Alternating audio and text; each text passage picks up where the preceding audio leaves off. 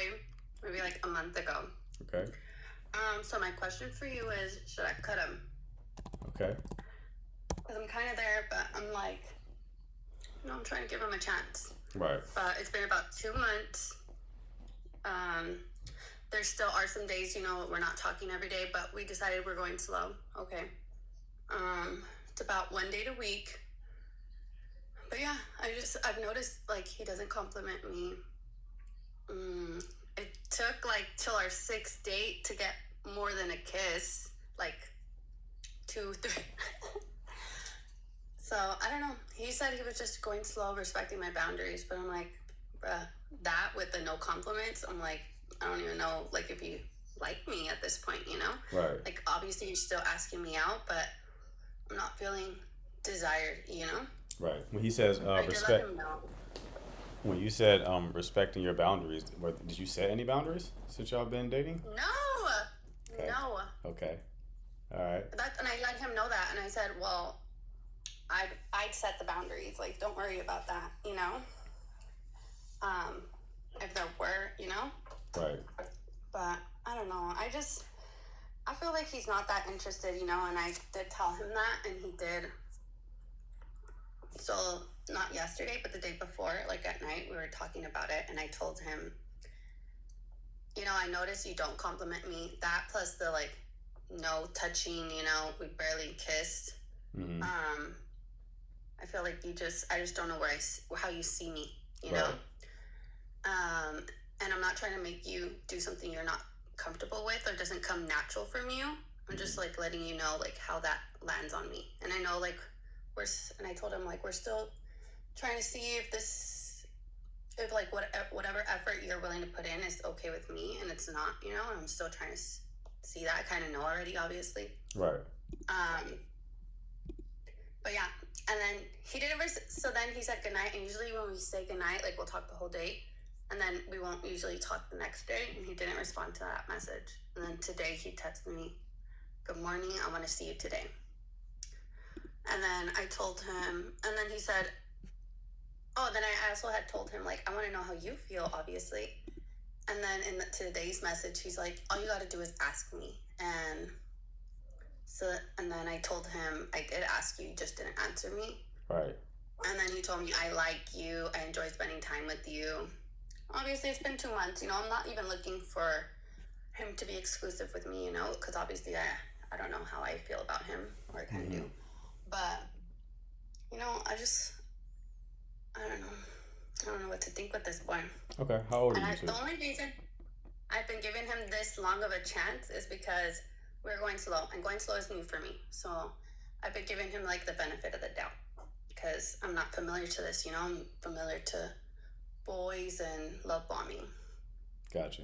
How old are you two? We're 31. And how did y'all meet? On the app. Mm-hmm. Yeah. Which app? Hinge. All right. All right. Thank God. If you said Facebook dating, I was going to end the call. So Hinge. No. All right. Good. So he's not complimenting you like ever. He never tells you that you look nice or anything like that. I honestly can't remember if he does. I don't think he does because I wouldn't have like clocked it, Right. He says cute, which I hate, but whatever. He says cute, like he's called you cute? Yes. 2 times, like I noticed it on our last date. Okay. Is that not a compliment? From the whole 2 months, I don't know. I just, I'm used to totally different, and I'm just used to more, Okay. And no, you're not tripping here said, as far as like him not physically escalating within 6 dates. It took 6 dates to get a kiss, but you said that you're going slow. Is that something that both of you communicated? In the beginning, he's like, I just like to go slow. And I was like, all right, I'm going to try this out because, obviously what I've been doing in the past, going fast, hasn't worked for me. Gotcha. And I did enjoy, like, not texting. Like, honestly, we've gotten this far because I don't even know how, it literally just kind of snuck up on me because I wasn't so, like, attached to the texting every day. So I the first month I was like, I didn't even know like it had been a month already of seeing this guy. Um, sorry, I'm sitting down. But yeah, I don't know. No, Yeah. okay, so we kissed goodnight on our, I believe it was like on our second date, and then we kissed again on on the other, on an, like the fourth or fifth date.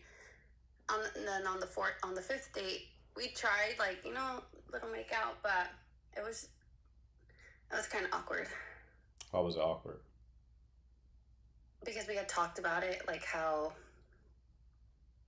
I think I had brought it up, you know, that like we hadn't kissed, and Oh, so y'all had a then he conversation about tried, and the lack of escalation, and then now it felt forced because y'all talked about it. yeah, Okay. Yeah, and the issue then is like you just don't feel desire from him, at least not the desire that you're used to, and you're trying to make it's like you don't feel desire, and you're trying to make sense of it. So you're like, well, you don't compliment me, but you just said that he called you cute, so it's not really the compliments. It is that you don't feel. Even if he did compliment you right now, that wouldn't make you feel any different. You don't yeah. feel the desire from him. And partially it's because that he is decided to go slow. Did he tell you why he wanted to go slow, or he just said that I go slow? No, yeah, he just told me he likes to go slow, not why.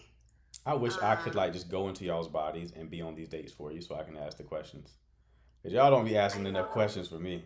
I'm very inquisitive. I'm like, really? Have you always gone slow, or you just that's Yeah, just the type of person you I are? do feel like there are a lot of conversations that need to be had, but all our dates so far, and it's mostly my part, my fault too, is they've been kind of activity dates. So there's not really like time for that intimacy. And what's been throwing me off is, oh, he said like I'm not good with like verbal assurance, which I've told him I like and I need, he's like, but I like to show it like with flowers or whatever. But honestly, all the guys do that. So that's just kind of like my standard, you know? So, and I'm not asking him for that. What I'm literally, I'd be happy if he would call me more, I told him like, I enjoy conversations on my way home from work. Like, I I love mean, that. this might be just And inherent incompatibility, love. yeah, I know. It might just be inherent, like everything that you're saying that you want, he's telling you is a weakness of his. I know. It's just a compatibility issue mostly. You're doing the thing where like a lot of women do, where it's like the way that they do things burns them a lot. They just keep experiencing pain, so then they overcorrect. Like, yeah, you may have moved fast and have been love bombed before, but that doesn't mean now you put yourself in situations where you don't get a kiss until the seventh date. Like that's a big change. You're doing a complete 180. Yeah. But can it be that maybe it's still because I've been also, I've been giving him the benefit of the doubt. Like maybe because we are going slow and he's just not as open, you know? Yeah, but But that yeah, I may think not. honestly it's just Yeah, incompatibility. that may not change. Like what you want, the needs that you're talking about, like the things that you like in a relationship, aren't unreasonable. If you say like, "Oh, I like for somebody to call me more," or "I like for someone to show some degree of desire," like those aren't unreasonable expectations. It's just you're dealing with someone who is either unwilling or incapable of doing it. Yeah. So yeah, I don't know. I don't know. Should I cut him? He said he's working on it, but also like this early on, if you got to work on it, Hmm. I don't know. Exactly. Like I was like, how is he working on it? Exactly. I don't know. So he told me that today, and I haven't responded. Hmm. So I gotta respond. So yeah, it's up to you. It's up to you. But yeah, if we're already having these type of issues this early on, doesn't sound good. He also Doesn't says he's sound good. shy. That's another Not reason. seven dates in. Come on. Not Yeah, 7 dates in. Like maybe shy for the first date, you get the jitters. Not by date three, if you're still shy, you have some personal work to do. yeah. All right. I gotta go let him know, I guess. Yeah, Thank you. no problem, love. Best of luck to you. All right. All right, bye. Oh God, how do I got you. I end it? That's hilarious. All right, let's see. Kiss on the sixth date. That is wild, right? Hello. Hi, how are you? Great. How are you? I'm good, thank you. So I don't have any specific dating questions, but I just wanted to get your advice, I guess, on where I'm at dating wise. Okay. I like to think that I'm a confident woman. I think that I'm beautiful. I think that I'm intelligent. I think that I have a lot to offer a man. Mm-hmm. On the other hand, I find myself entertaining men who reflect otherwise. Like the men that I entertain makes me question those things that I just said, I guess, because it's like I'm not getting what I desire, honestly, but I still entertain it. So, what's your diagnosis? I mean, like, what? I need more data. So, what kind of men are you entertaining? How would you describe them? I would describe them as avoidant, emotionally unavailable, um, immature in some instances, not great communicators, Mm-hmm. not providers. Okay. Yeah. That has that been mostly what you've dated?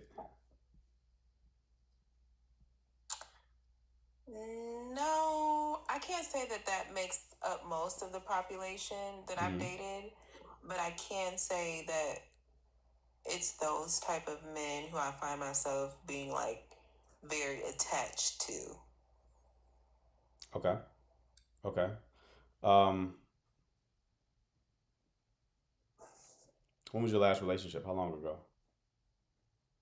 4 years, Okay. And how long did it last? a year. A year? Why did it end? I was very. I mean, I'll tell you something from what I think his issue was and what my issue was. I was very immature emotionally, and he triggered me, and I acted out because I was triggered and because I didn't know how to handle my emotions, and that just Mm-hmm. wasn't something that he was willing to deal with. And I think on his end, he just wasn't willing to change anything about himself. I Mm-hmm. think that, it was always me who needed to change. Right. How did you? What did he do to trigger you, and how did you act out? Um, the event was that he blocked my number and I went to where he was to Okay. finish the conversation that I thought was very important. Okay. Okay.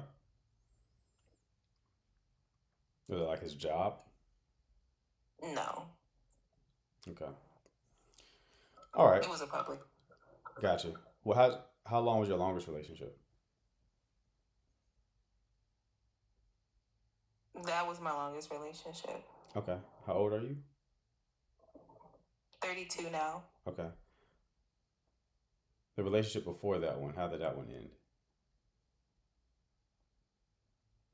Mm, I mean, honestly, I consider that to be like my first serious emotional relationship. I think before then, it was just like a lot of superficial stuff, and I can't say that I really loved anybody before that, for real. But they were relationships, like y'all were like boyfriend and girlfriend. Yes. What did you enter those relationships for? Uh, Companionship. Okay. But just looking back, it was just very surface level. Mm-hmm. That's fair. I mean, there doesn't seem like anything complicated going on here. It sounds like you're just anxiously attached. that is for sure Mm-hmm. the thing, but like, Anxiously attached people tend to follow the people who make them feel anxious. So the thing you deal with a guy, he engages you in a way that makes you feel anxious. You perceive that as passion because it's a strong feeling. You don't have a frame of reference for desiring somebody in a healthy way. So the only thing you know is how to desire somebody in an unhealthy way, right? So that guy engages you in an avoidant way, you feel the anxiety, and the solution to resolve that anxiety is to lock him down in relationships. That becomes your mission, right? To get that clarity, that certainty that he's with you is to like, okay, let me get this guy in a relationship. So the reason why you keep finding yourself with these guys is because you're only choosing the guys who make you feel that way internally. Because you don't know how you're supposed to feel outside of having that anxiety.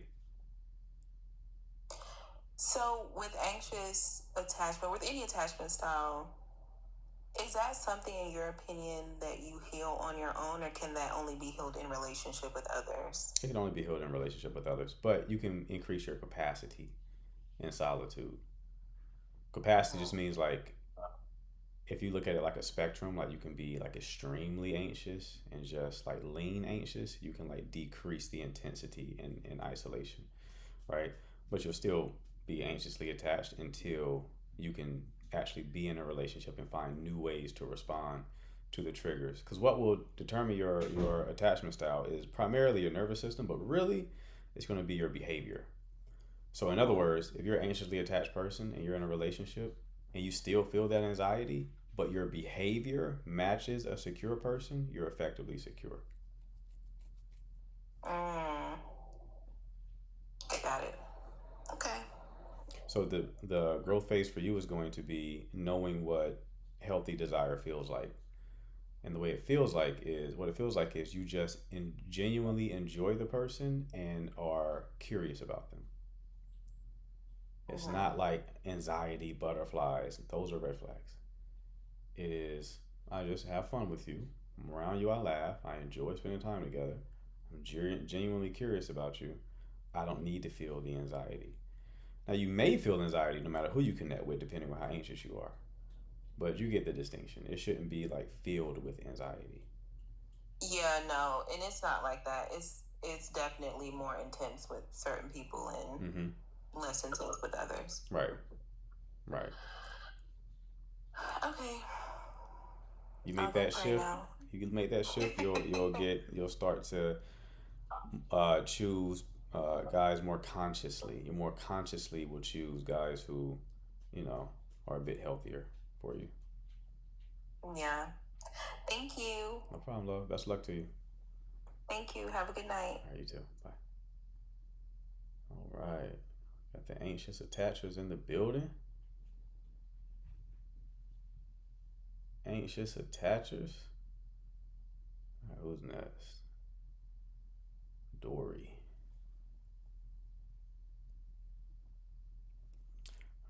Mary, you don't count. You got a little bit more going on than just anxious attachment. You do not count. Nita, what's going on? Hey, how are you? I'm great. How are you? I'm okay. So I have a question. I'm married, and my husband has a daughter who I noticed like when we get on the subject about her, it's always like a fight. I met her when she was 10. She's 20 now. And she still don't like me. I thought we was on like a good path. Oh, sorry. But I can just tell like you said Shorty she still don't like you 10 years in? She still don't. I remember the first day I met her, I said hi. She gave me a dirty look. Oh wow. She's consistent. So, I chopped it off. I know, right? I chopped it up like, oh, I get it, right? But recently, she's 20 now. Recently, she had came to me because I used to give her advice. She has a boyfriend now. I'm thinking like, yes, I was happy. My prayers is coming. But she was basically telling me that she doesn't like when she's talking to her dad or we're all talking and I chime in. And so in my brain, I'm like, she doesn't want me around. So like when we pick her up from work and I'm in the car, I guess she's like, you guys are all, I'm like, we're best friends. That's my husband. Like, So, but I thought we were in a good place. So in my head, I'm like, she don't want me around. And I'm trying to tell my husband this, but anything she say, go. Like, Hmm. I'm at a breaking point. At this point, I'm like, it ain't gonna never change. Right.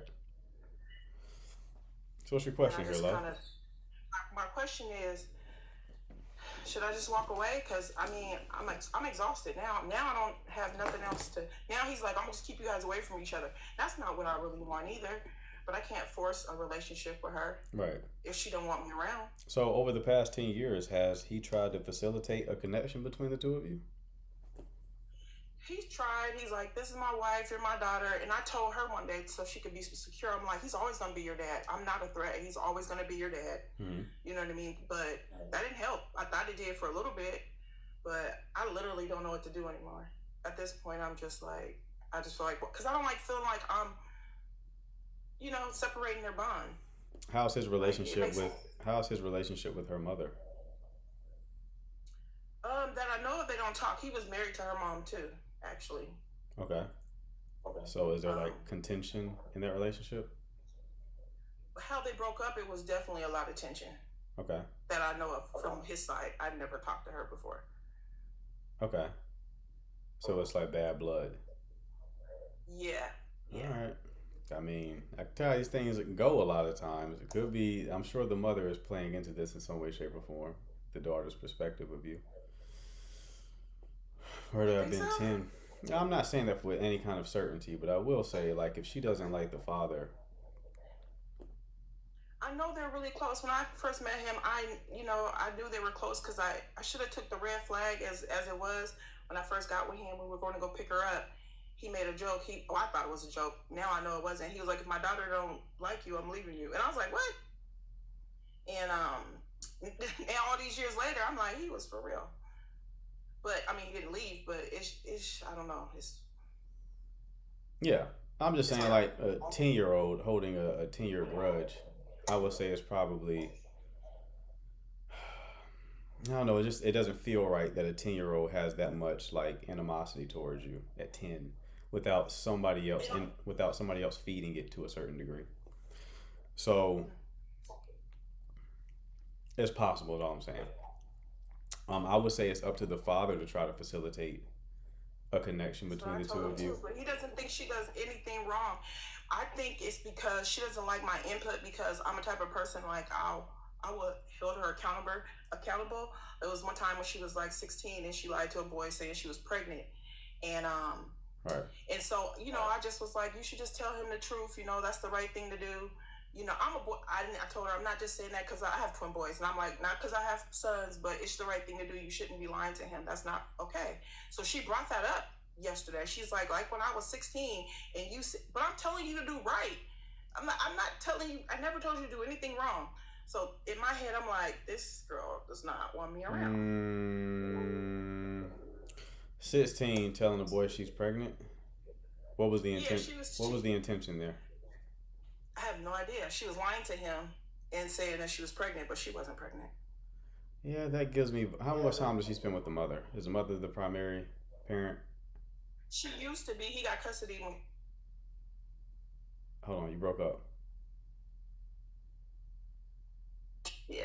Say that again. You were muted. Oh, I'm sorry. She used to be, but he had got custody when she was 16. How did he get custody? He got custody because she was saying how she didn't like her mom's boyfriend. She was trying to get out of there since she was like 14. I remember this. And he ended up getting custody because when she came to visit one time, she ended up having a seizure, and they said she was malnourished, and she was 16. And why is she only weighing like 98 pounds? Yes. Okay. So, Hold on. That's all we need to hear. Her mother ain't shit. Her mother's terrible. Her mother's terrible. Her mother's toxic. The signal was you telling me that a 16-year-old girl was trying to manipulate her boyfriend and say that he's pregnant. Bad mom. Yes. The only 16-year-old would do that normally. She's being negatively influenced in the household, or she's not being parented at all. So that enough was like bad mom. Okay. Bad mom is also the type of mother that's going to poison the connection between her daughter and her father's new wife. 10 years old is too young to be hating the person your parent is dating. And I have to throw this in there. I don't know it's because I'm not racist, but I don't know if because she's biracial too. So I don't know if that was it. Because Who's I'm the a white black one? woman. You know, she never been around a Is black it? woman like that before. So Oh, I so her don't know mother. if that was the case. Her mother's white. Yes. Okay, so she's a white mother. So this is like, yeah, this is a really bad mother. This is cigarettes in the house, mom. Probably so. White mother with malnourished children. That's bottom of the barrel. Mother. Yeah. But she was 16. She could fix her own. I don't know. I wasn't in the house. I don't know. No, that's bad. That's bad.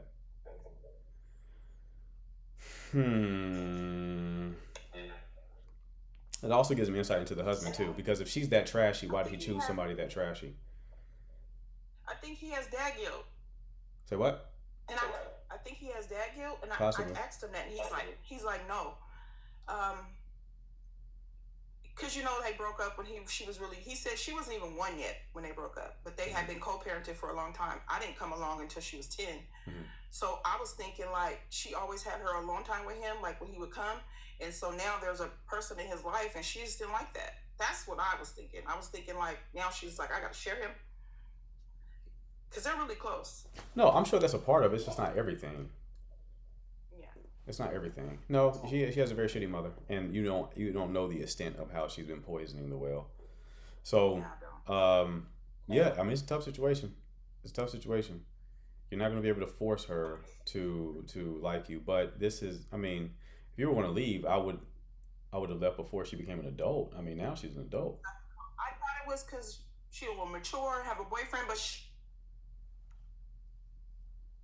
she got a boyfriend. I thought she matured. She's like, no, I just backed off. And I'm like, well, I thought it was because you matured. No, you don't mature coming in a household like that. It's highly unlikely. You're talking about someone who has very likely severe developmental issues. Yeah. Your mother wasn't feeding you. She doesn't have the foundation to mature. That makes sense. So she's really just hurting, to be honest with you. There's just someone that's in pain. I tried to like really be there for her, but she wouldn't let me in. She just wanted her dad because she told him, I just want one parent to myself. So she always just shut me out. So, right. Because I was trying to understand. Right. And I'm a boy mom, so I didn't have daughters, so I feel like I was learning too. Okay. But it just didn't happen. Yeah, I would say, listen. I would say just try to kill her with kindness. I mean, she's an adult now. You've already made it past the hardest part, which is like her being young and depending on her father. She's going to go out there and meet a man and then be up under the man that she dates. She got a boyfriend and she still acts like that with him. It's weird. I don't get it. She's still really young though. Yeah, I agree. That's why I try to give her grace. I agree. Right. But like, even with the accountability piece, I wouldn't even try to hold her accountable. Like, don't even introduce yourself. Don't even kind of like go into those type of conversations. With you, it's just good times, right? That's how I would do it. It's like this: if it's not a good time, I'm not touching it. I'm not here to give you sage or motherly advice. You clearly don't want it. So I'll only engage if it's like good times, right? And that's how I would like keep the peace. Because I mean, she's a grown up. She'll continue to, create her own life, hopefully. But yeah, I mean, this is probably her now. Hopefully she develops and maybe seeks therapy and get some sort of support that can help her, grow psychologically. But it's also highly likely that she won't. She's within the shackles of a generational curse right now. Yeah. So you can't really do anything with that but pray. Can't help people who don't want to be helped. That's what I've been doing. Mm-hmm. I'm at my breaking point though, because I can tell she don't want me around, and it just makes me. And then he doesn't help because he thinks she don't do nothing wrong. So it's just like. I mean, what are you trying to convince him that she's doing wrong? Well, I think she don't want me around because she has her wrapped around her finger. So when I tell him the truth, she doesn't like that, right? She want to manipulate him in peace. That's what I say. Tell him the truth about what? About certain things, like certain things that she does or she doesn't do. He doesn't see it. Like what? He just acts like, oh, Give me an example. okay. The pregnancy thing was the first example. Even when she was 10, when I told him she gave me a dirty look, he went back and told her. So then that made things worse. He didn't keep that between us. But you're going back in the past. Like, why is this bothering you so much now? Certainly, when she was 10, that's not still bothering you now. What is making you annoyed right now as she's 20? A couple of days ago, she wanted to talk to me and him, and she wanted to tell us basically like that we did something. And so with me, she said something about her dad, that he came in her apartment, and she said she was going to come outside, but that was a miscommunication aspect. And then with me, she's like, when we're all talking or whatever, she says that I be chiming in, and I'm kind of looking like, okay, she doesn't want me to talk. What else did she say? Oh, she said she feels like it's some type of jealousy between us, and I was like, no, I didn't. So she said that, and I think she said something. What else did she say? It was a lot of things that was said. But that day, I just let her talk because she had came to us with issues, right? And so when I processed it, like a couple of days later, now I'm ready to talk, and things didn't really go well. So it's just now I'm kind of like, and I told her, I was like, I thought we came a long way. Like, so to me, it seems like you just don't like me. You don't want me around.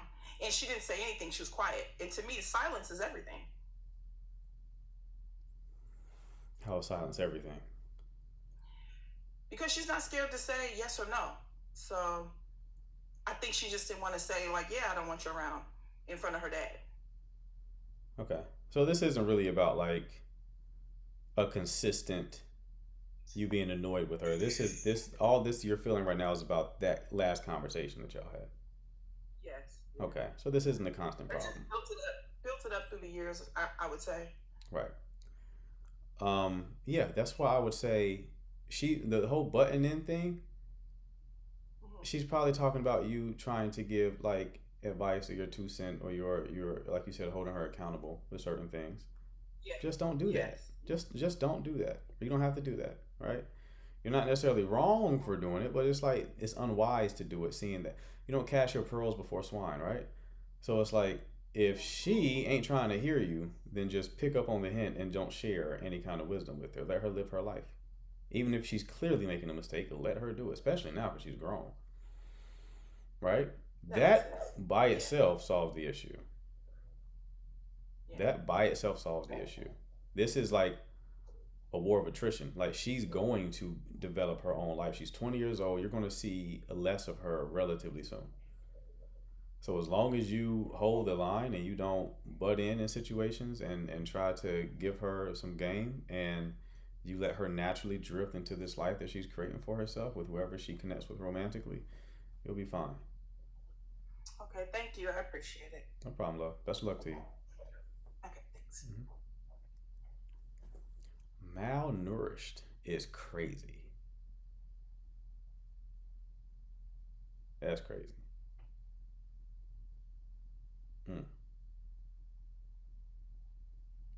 Light skin. Mixed. 20-year-old. Going buck wild in the house. Yeah, malnutrition at 16 is diabolical. Right. Came in the picture a little too late to parent her. She don't like you, leave her alone. Yes, that mama's the problem. I'm telling you right now. That mother is the problem. For sure. All right.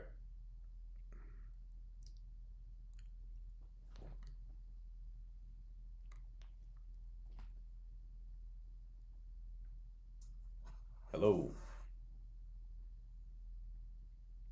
Hello.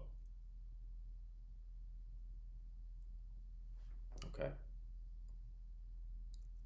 I understand it now. Let's go ahead and remove Shorty, because I know she's matchmaking. I can tell she got the phenotype for it.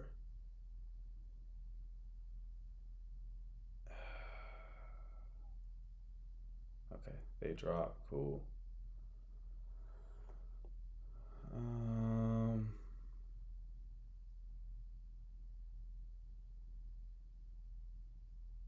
All right.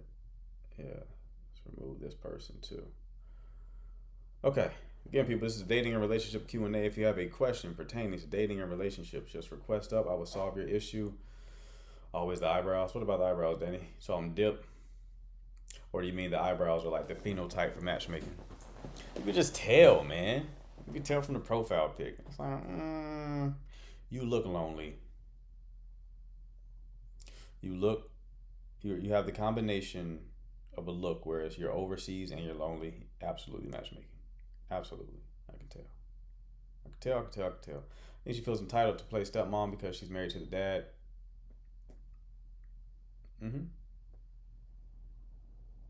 Yeah, sure. I mean, but she's also a mother, right? So she's also a mother, so she's played that role before. She's known this little girl since she was 10, right?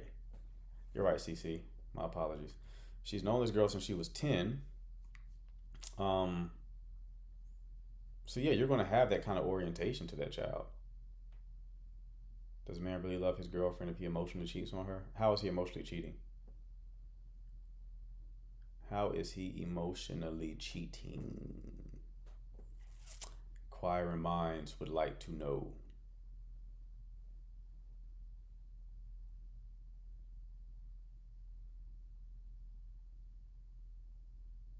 Testing his coworker all the time, express feelings for her. Oh. And you're staying? I was told a man can cheat but still love his girlfriend. Not like what, just not emotionally. A man can like hire like a Smex worker, crack her a few times and then come back home to you. He can do that. But if he's admitting feelings, no, buddy is gone. Curious other relationship with her twins and our husband's kids. I don't know. Last call reminded me when my dad's girlfriend told me don't talk to your dad like that. Right. What's up, Taya? It's good to see you, love. That might be an idea. What, Groove? Talk to me, brother. Talk to me. Say he was happy with me and he feels guilty, but he cares for her. That's bullshit. There's no way he's happy with you and that he emotionally cheats. That's bullshit. We got time for the 4 stages.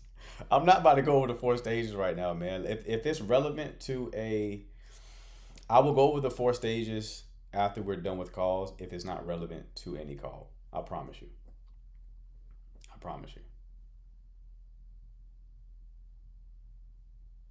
I wasn't even going to share that with y'all, to be honest with you. That was going to be just like client shit.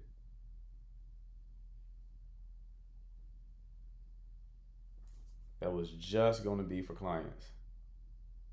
Not for like the general public.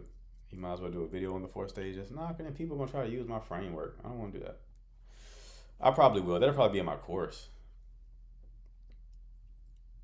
So there's way more info that you teach here. What? Y'all get 40% of what I know. 40%. That's why people think they're coming on these lives and they're just like, I don't have to pay him or get the course or get coaching. I just come on the live every day. You think that? I'm sure the ladies and the guys who hire me for coaching would tell you that there's different things I say in person than I say on the lives. So I don't think you're taking advantage. Got a whole textbook from the 40%, right? Right. There's a lot up here, man. There's a lot up here. But I do share a lot. Mark, I'm adding my questions one more time. Add it one more time, Eva. I'm gonna get the other 60 though. Yeah, if you can definitely get the other 60 if you get a 1-hour coaching call. The way that you do that, you hit that button that's below with the arrow inside the dialog box. Shoot me a message, and I will be in touch. What's the difference between coaching and therapy? I would say therapists kind of go deeper. I'm focused on getting you results though. So coaches focus on getting results. We're not about to sit here and talk about your childhood forever. You don't need to know that, oh, I'm anxious because mommy didn't do this. Okay. I just take the fact that you're anxious and then tell you what to do about it. We don't need to do all the other deep dives. That's not necessary.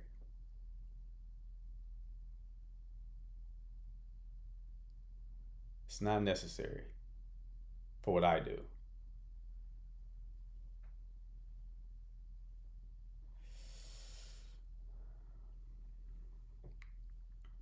Attachment style talk is overrated sometimes. People get too hung up on it. Yeah. Yeah, people want to pathologize everything. Interesting. So you think one's better than the other? No, therapy is definitely useful.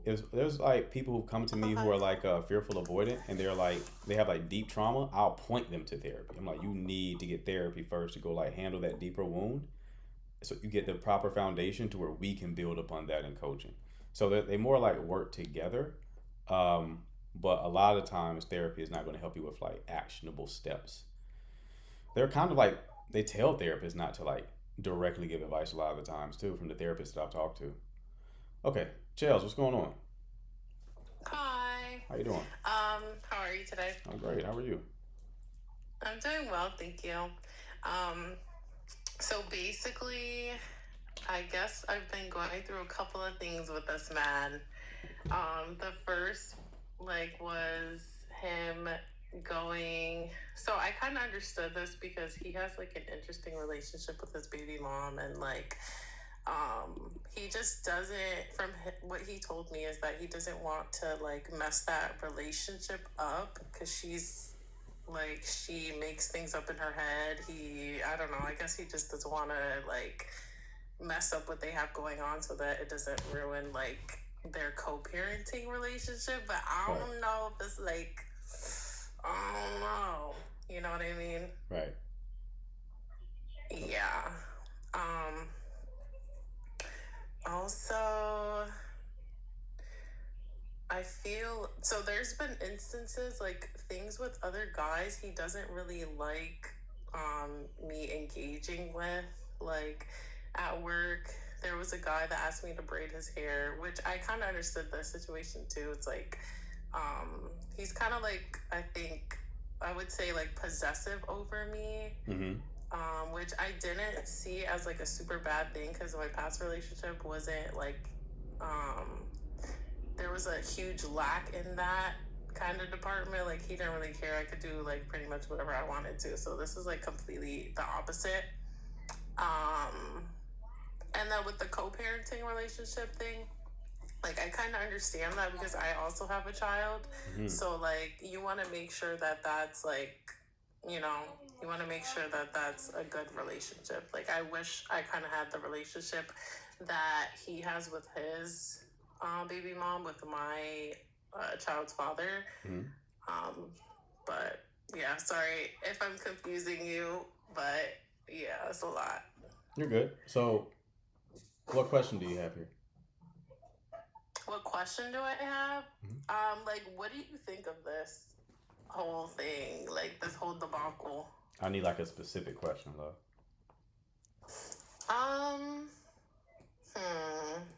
Damn, do I have a specific question?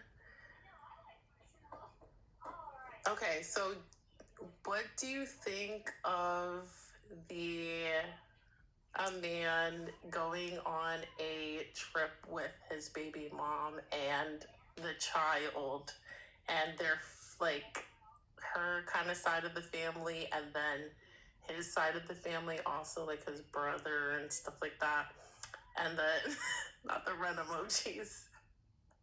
And apparently, like they had an Airbnb with separate rooms. Like, what do you think of that? Did that happen for real, or are you like making shit up? That did happen for real. That's crazy. How did you react to that? I was trying to like be mature about it. Like they had this planned like since he was a baby, I guess, to take him to Disney for his 10th birthday. For his what birthday? I was like, huh? For his what birthday? For his 10th birthday. 10th birthday. Yeah.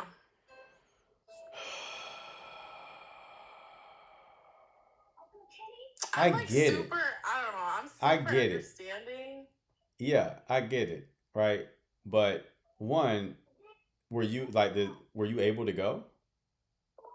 So at this point, we weren't like in a relationship. How long have y'all been dating?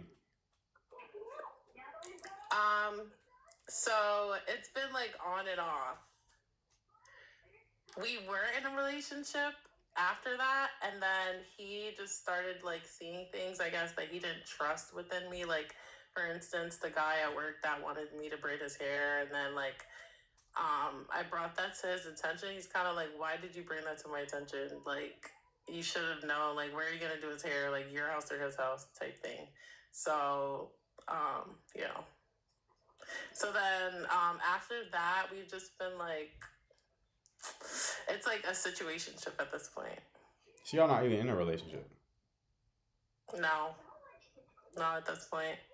I mean, well, you don't have a leg to stand on. This has been going on for like a year. Why? At this point.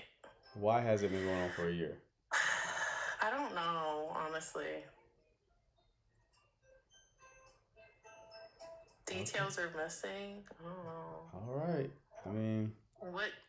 Okay, I don't know what to tell you, You're though. right. Like, you don't have a leg to stand on. This isn't your man. True.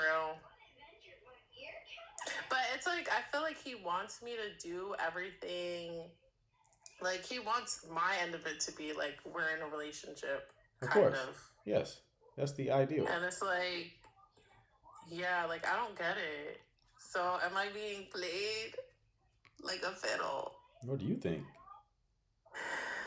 Girl, you sound slow. Well, I mean, okay, so a little bit of the backstory is that I was in a relationship for like 11 years. So since I was 16 to like up until now. Okay. So I'm just now getting back into like this whole world of, I don't know what this is. This is a mess. This is a hot mess. Right. Dating. So yeah, this is like my second experience after the 11-year. So yeah. Right. So, how did you meet this guy? I met him on Facebook dating. Oh, well, that was your first mistake. Facebook dating at 27? Where are these 20-somethings? Why are y'all on Facebook? 27? I'm 29. 29? Yeah. Still. You're not supposed to be on Yeah. Facebook under 30. I didn't think y'all knew Facebook existed under 30. Facebook dating. Facebook Yeah. dating. Yeah. You over there poking people on Facebook. That's how you I'm match. not poking. Is that how you match? You poke them? I don't think you can poke Facebook. anymore. Poking's gone. Cheryl's poked you. Match with her. Poke her back to match. What is going on? Anyway, so that was your first mistake for sure. Him going on a trip with the mother of his child, even though it's understandable, it's unwise, right?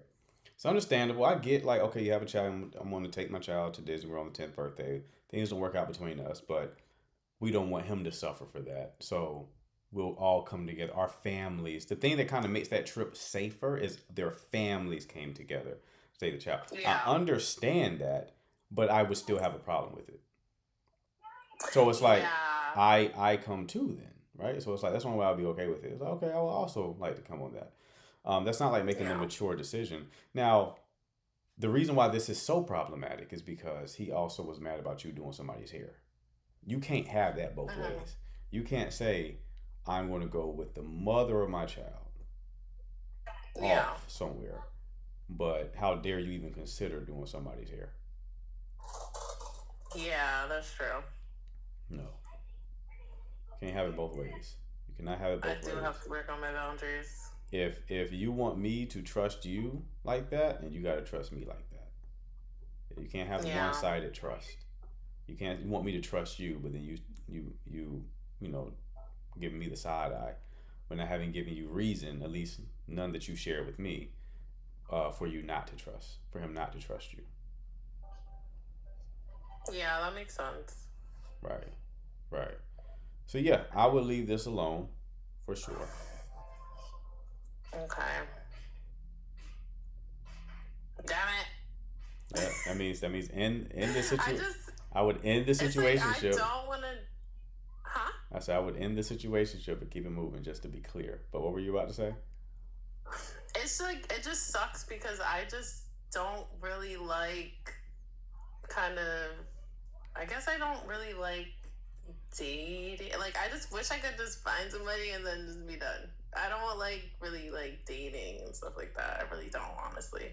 I think that's. But you like situationships? I don't. No, I don't. Oh, it's not working out for you. I just want a relationship. Right, True. right. Well, you gotta hold yourself to a certain standard, and then hold other people to a certain standard if you want that. You can't just be going for you can't be going for everything. Okay. Okay. Yeah. Thank you. No problem, love. Best of luck to you. You too. Bye. Mm-hmm. Okay. Someone told me to go through the stages. I said I would go through the stages if the stages are relevant. Okay. It's 4 stages.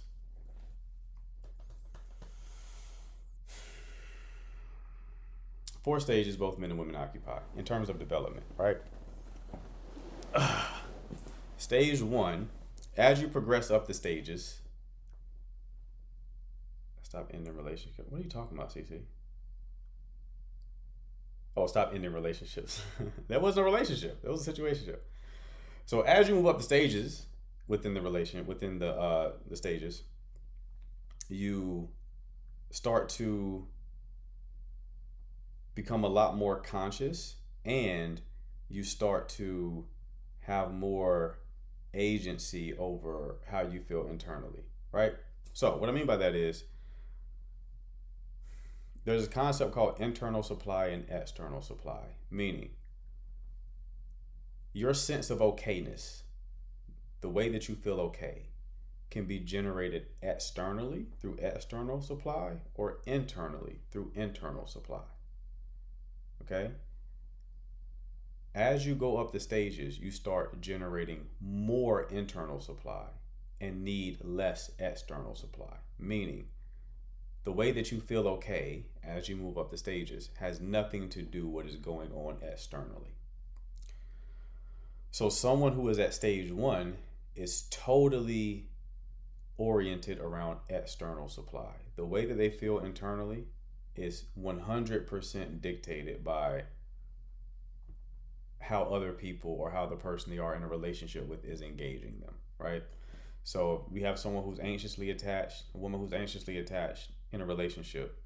If her man texts her that day and shows her attention, she feels okay. She feels good. If he doesn't text her that day, she feels bad. The way that she feels is totally dependent upon his behavior towards her.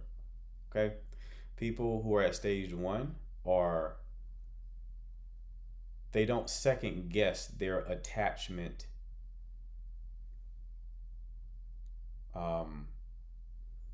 reflexes. So when an anxious woman feels like she needs to blow your phone up, she'll blow your phone up. She won't second guess it. When an anxious man feels like creating distance, he'll create distance and he won't second guess it. Whatever their attachment tells them to do, they do it because they don't have any kind of consciousness, that they're not conscious of the fact that something is influencing their behavior. That's why I'm not scheduling the call. You're telling me this straight to my face. I'm not ready. Right. Okay. That's stage 1. Totally relying upon external supply. They need other people to make themselves feel good. And they just default to whatever their attachment is telling them to do. They don't second guess it. The way that you typically go from stage 1 to stage 2 is you experience a lot of pain. So that's like an anxious woman or an anxious man who gets cheated on or gets hurt in some way. Whatever they're doing, they realize is not working. So then they adjust. Now they're starting to think about their behavior now. Now when they want to text you, they decide to hold off so that they don't let you know that they're as into you as much as they really are. They start to play the game a little bit, right? But they're doing so. They went from being purely influenced by their attachment systems to now being fully influenced by the pain that they're feeling, okay? So these are, when I told you there's 2 ways to be a fearful avoidant. Either you're born that way in childhood, or you're an anxious person who gets hurt and then you start behaving like an avoidant, right? Those are people who are in stage 2.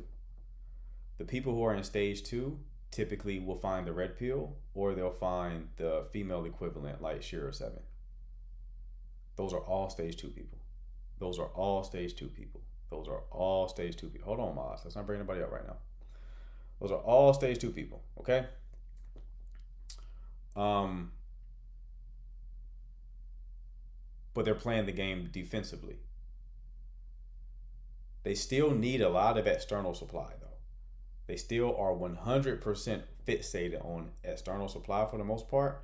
They're just starting to generate internal supply, all right? Stage 3 has 2 subtypes. Stage 3 has a subtype A, which is someone who has done the work, meaning like they've done the internal work, right? They learned about themselves. They've maybe had some accomplishments, right? Have a degree of independence, and they're no longer playing the game defensively. They can orient themselves more healthily within the marketplace. The problem is with stage 3 subtype A, their identity is fixated upon their achievements, their accomplishments. If you were to remove their accomplishments, they would not know who they are. So even though they can generate some internal supply, they're still too dependent upon external supply, okay? Stage 3B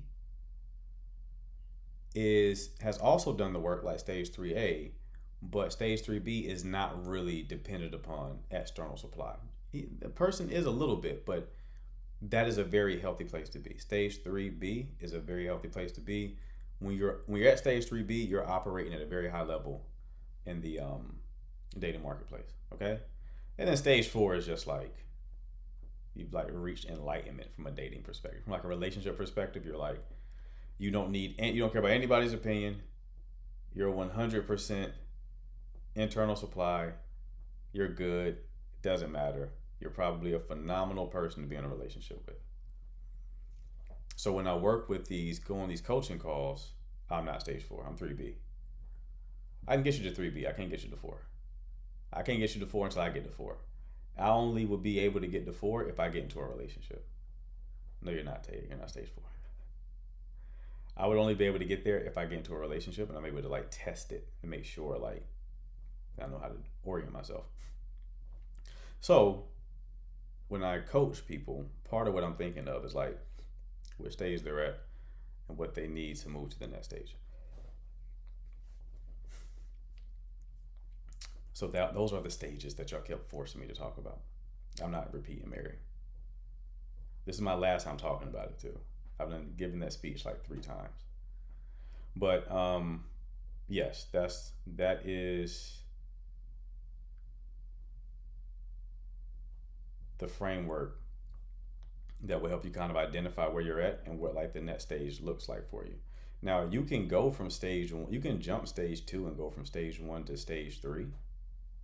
It often doesn't work that way though, because normally it takes pain to motivate change. It normally takes pain to motivate change. The reason why I brought this up is because the caller that was just on the line, stage 1. Stage 1. Because there's certain signs. So under my spark and safety framework, the type of spark and safety that works on women is contingent upon what stage they're at. Stage 1 woman is going to respond more to anxiety. She's not going to respond to healthy spark. She'll respond temporarily, but what she's used to is anxiety.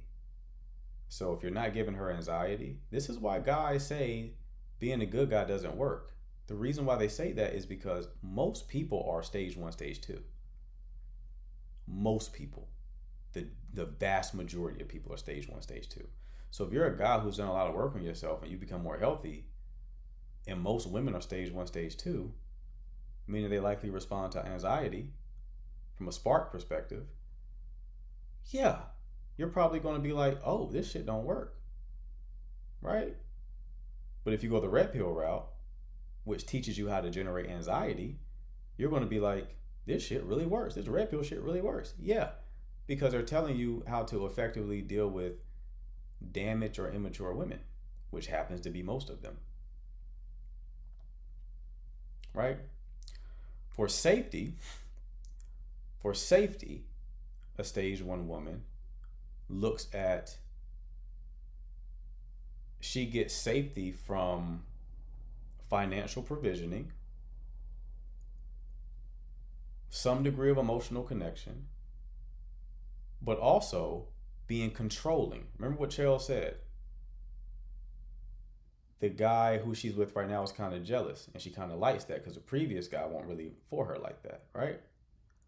For her, someone being controlling makes her feel safe. The shit is warped, right? So desire, she needs anxiety. And for safety, she perceives someone being controlling as someone who is giving her safety, because from her level of development, that's what it feels like for someone to care about you, is for them to be controlling. I need mine crazy about me, stage 1. He better act fool over me, stage 1. Make sense? Yes, no? Put 1 in the chat if it makes sense, 2 in the chat if you still got questions. 1 in the chat if it makes sense, 2 in the chat if you still got questions. Shit goes deep, doesn't it? It goes deep, doesn't it?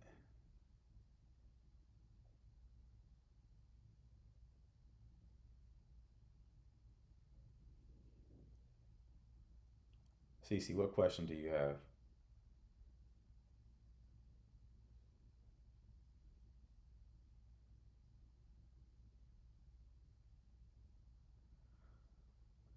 Stage 1 for sure. Okay. Okay.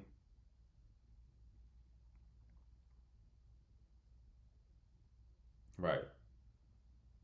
Glad y'all can be honest about that. It's not nothing to be like ashamed about. Like, oh, I'm stage 1. It's like, some people be like, I'm stage 4. Oh, no, you're not.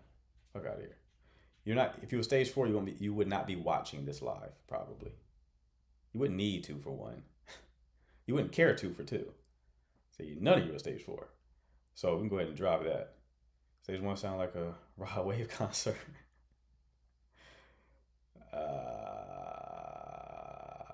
That's hilarious. Stage 3 right here. Stage 3, what's your subtype? Where does values play a part? Okay, where does value? I also didn't really fully explain stage 4. So it's also funny people are saying they're stage 4. I didn't even explain it yet. It's no need to explain it. You're not there. I think I fluctuate between 1 and 2. Actually, I'm extremely self-aware. Okay. So I need to be hurt to get to stage 2. I've been hurt in the past. Not necessarily. You can just decide. It's just typically people change because of pain. You don't need pain to change, though. It's just, generally speaking, it's unlikely to happen unless there's enough pain. Graduating to stage 2. Danny, you think you're stage 2? I go between stages depending on who I'm with. Right. That's also a thing. Am I 3A? Yes, Eva. You're working your way to 3A. For sure.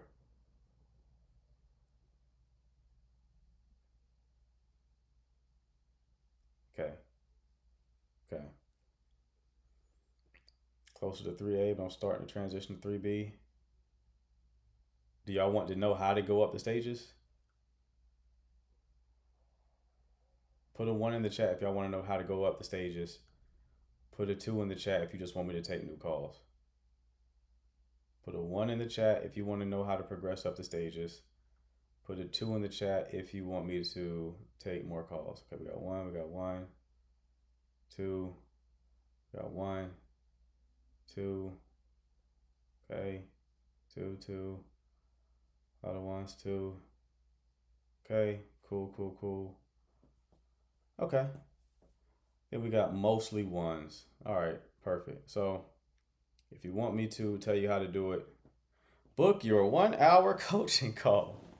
If you want to learn how to progress up the stages. Now let's go on to more calls. All right, let me see here. Let's bring Justin back up. Y'all fell for that. How goofy do we feel right now, people? Wow. Wow. That's crazy. That's crazy. Justin, what's going on? Hey man, so I took some of your advice. Yeah. I didn't intentionally do it. I walked into a coffee shop this morning, and I was just minding my own business. You know what I'm saying? Just getting a coffee, getting my day started. And I saw this girl sitting next to me. Mm-hmm. I was like, you know what? What would Coach say? What would Coach tell me to do? Right. So I went up, I bought her a coffee for her. And I walked up and started talking to her, and I found out she was a nerd. Okay. We spent about 9 hours together. At the coffee shop? Yeah. Hell yeah, bro. That's what I'm talking about. How'd you find out she was a nerd? I started talking to her. And Okay. I was trying to project confidence. Okay. What kind of nerd was she? Like, what was she into? Comic, Star Trek. Oh, wow. And she's pretty cute too. I mean, whatever, Right. Like, not typical what I would be thinking about nerds, Yeah. But I kind of thought a lot about what you said about, the spark. Right. And I know every man has the ability, or every person has the ability to make that spark. Right. So I decided, what the hell do I got to lose? Yeah. That's right. I love that, man. And then basically we sat there and talked, and we went to the playground. I pushed her on a swing a little bit. Okay. Like I said, we got a date Saturday. That's what's up, man. I'm proud of you, bro. You moving like an expert. So not only did you like approach her at the coffee shop, but then you also changed venues. Took her to the park, got her in like her, made her feel like a little girl. Right? Yeah. Made it like you focused on fun. Yeah. Like we said. Yeah, there we go. I wasn't focusing on work because I was trying to think. I was trying to make relationships at work. Okay. And not live in the moment. Exactly. So I was like, you know what? Screw it. I took the day off at work. Uh-huh. And I was like, let's see what happens. Mm-hmm. And in the back of my head, I saw you say, Kobe, There we go, bro. That was fast. Like, you just called in what? Less than 48 hours ago? Well, the thing is like, I take advice seriously. Uh-huh. And as soon as I let go of all that trash and, stuff that was holding my ass down. Right. I kind of had a moment of clarity when you were talking. Like, you were giving me that hard dad speech, you know what I mean? Right. And I kind of had a moment of clarity. I was like, you know what? Screw it, man. Like, if there's 6 billion people in the world, and if one don't work, screw it. Go on to the next. I mean? That's kind of the mentality I took. Right. That's it. That's a winner's mentality. You're not harping on any of the bad experiences. You're just like, okay, yeah, I may have a bad experience. That's life. But I just keep on going. Like, eventually I will have a good experience. And the thing is, I know it was quick for me. The thing about it is I wasn't planning on it. And I think the things you don't plan on are the ones you should be acting on. Mm-hmm. Just go with it. That's it. That's it. You live in the moment. And I got promoted at work today too. On top of it, I was like, hell yeah, let's just do it. Oh, congrats. Okay, so your whole life is just spiraling upwards then. Well, I think the problem is that I just had too much dead weight on my ankles. Right. And instead of trying to fix people, and I realized that I can't fix people. Mm-hmm. I can only fix myself. Right. And I kind of was like, what part of fixing myself is finding about who I was again. Mm-hmm. And don't get me wrong, like I am a family man. I am a dad at heart. You know what I mean? Don't get me wrong. Mm-hmm. But I turned that energy off. Right. I was like, I don't need to show it. If they're looking for it, they'll see it. Exactly. I don't need to present it to nobody as like a bargaining chip or something like, hey, or like a see me kind of thing. 100%, brother. 100%. So like I said, all I gotta say is that I think I needed that speech. Mm-hmm. Because sometimes you gotta get out of your own head. That's it. And just because a relationship looks good, don't necessarily mean it is good. Exactly. You gotta know when to cut your losses and be like, let's just move on. And plus, all the shit talking in the comment section got me motivated too. Right, that'll do it, won't it? Yeah, I was like, yeah, I ain't no loser, bro. Right. There we go. Yeah, that's why I was hard on you because I saw that potential there, and I'm like, nah, I'm not gonna let him like get manipulated like this and spend the next 10 years with this woman and just. And what's crazy is all my ex-girlfriends were telling me the same thing because I'm really good with my exes. Okay. Like, we're still friends. Okay. And they're like, get the F out of there. Mm-hmm. You know, and the thing is, I see the comments. People are just like, "How do you heal so fast?" That's the thing about it. It don't take much to shift the mindset. Mm-hmm. You wake up. I woke up that next day and say, "You know what? Screw it." Right. Yeah, you just needed someone to just shoot it to you straight, more like in a masculine way, not in like a with a feminine touch. You know. Well, the thing is, everybody only tells you what you want to hear. Exactly. And the thing is more people need to be more abrasive about how to tell people what's up. Exactly. Yep. You know, 100%. And I think that as someone in your profession, I think that's like the biggest part is telling people things they don't want to hear. Mm-hmm. That's it, brother. That's it. So it's like this was all you, man. I just was the catalyst. This was all you. You're the one who went up and approached. You're the one who broke things off with your manipulative ex. You're the one who went out and did the scary thing to approach this woman in the coffee shop and immediately apply everything that we discussed, right? You're just a testament to how being coachable can change your life. If you just put things into practice immediately, have a bias towards action, don't like pussyfoot around, don't spend forever thinking about it, just have some faith and act, things can change very quickly. And the thing is like, and she's an aggressive lady too. Mm-hmm. You know, and the thing is, I was sitting here, I'm like, you know what? I need somebody in my life like that has goals and shit. Mm-hmm. Like, I need somebody to push me too. So, and I'm happy about the. Hey, I'm good, man. I'm like, hey, you know what? He would be sitting here talking shit to me right now if I didn't do this. Right. You're right. 100%. And I told my son earlier today, you miss every chance you don't take. Right. So I just jumped on it. I was like, you know what? I'm gonna show these people in these comments. I end up push over. You know, I'm not a little punk for one. Right. There we Some go. of these women be vicious, man. They're vicious. They're vicious, but they're motivating you as well, man. So I'm proud of you, bro. Definitely keep me posted on how things evolve. I got to move on to other callers now, though. But definitely keep me posted, all right? Sure will, man. Thanks. Have a All good right, night. Chief. You take care. We love that, man. We love that. People out here getting results from free advice. I need to start keeping a tally of like these call-ins. I know I've made a lot of people break up, but I've saved some relationships too. What was that lady who like told me I saved her marriage? An African lady. Y'all remember that, mods? When Shorty was like, her husband got fired, and she was keeping her keeping her distance a little bit because she started working.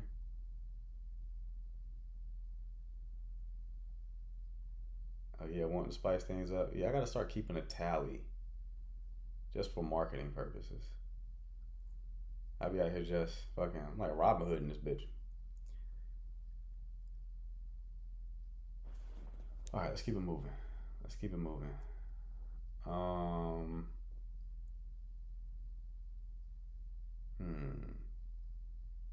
Who looks like they would ask a good question? Let's see if Yvette is still here. She may have dropped. She's been waiting for a while.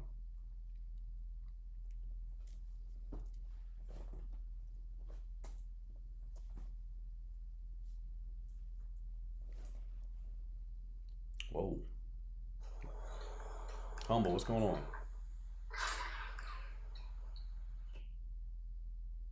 Humble, are you there?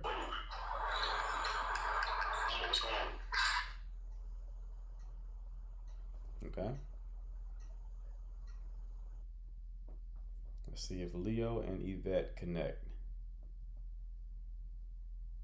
Yeah, some of the breakups are successes too. Not everybody's supposed to be together. Right. Oh yeah. If I tell you to break up, you need to break up. I don't really tell people to break up like that. It's more so I'll just elucidate what's going on. I'll clarify the situation. But if I just flat out tell you to break up, it's because you absolutely need to break up. And I can't help myself. All right. The callers dropping? Let's see if Megan is here.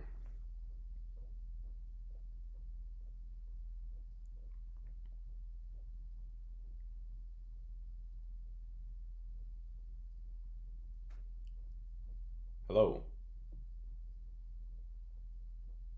Megan, are you there?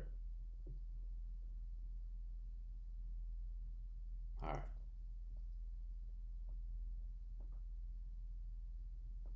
Humble can't come up because Humble was here for matchmaking, because Humble did not read no matchmaking.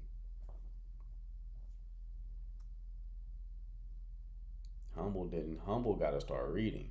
That's what Humble got to do. Humble got to read no matchmaking. To find a true love.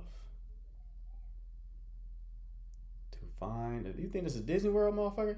You not gonna get true love's kiss on TikTok.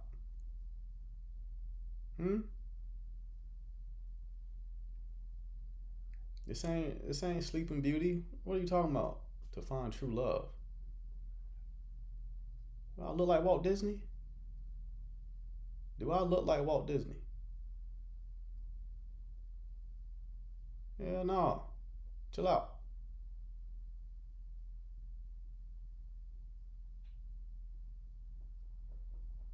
I don't know what's going on overseas, man. I don't even want to travel out the country at this point. All these love-sick people out here trying to find love on TikTok. Just anybody. Just white man over 30 looking for love. I want to ask about this guy I met, but I'm too scared to join. You can join, or you can purchase a coaching call for an hour. Our generation is cooked, right? Did someone say green card? Money, he got to have money, right? Right. They want you to have that bread now.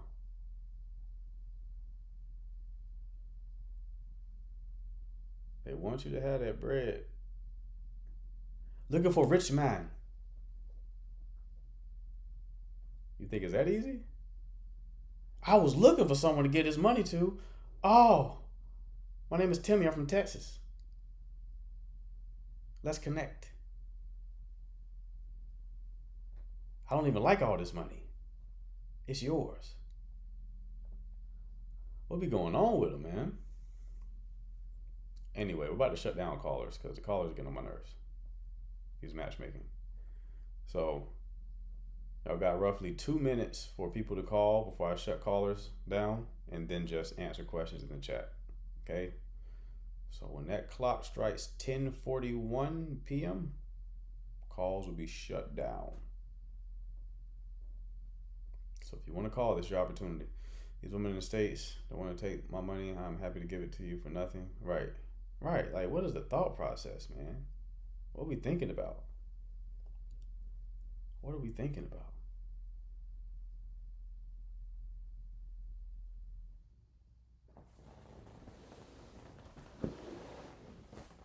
I don't want to come up, but I have a question. What's your question, Eva?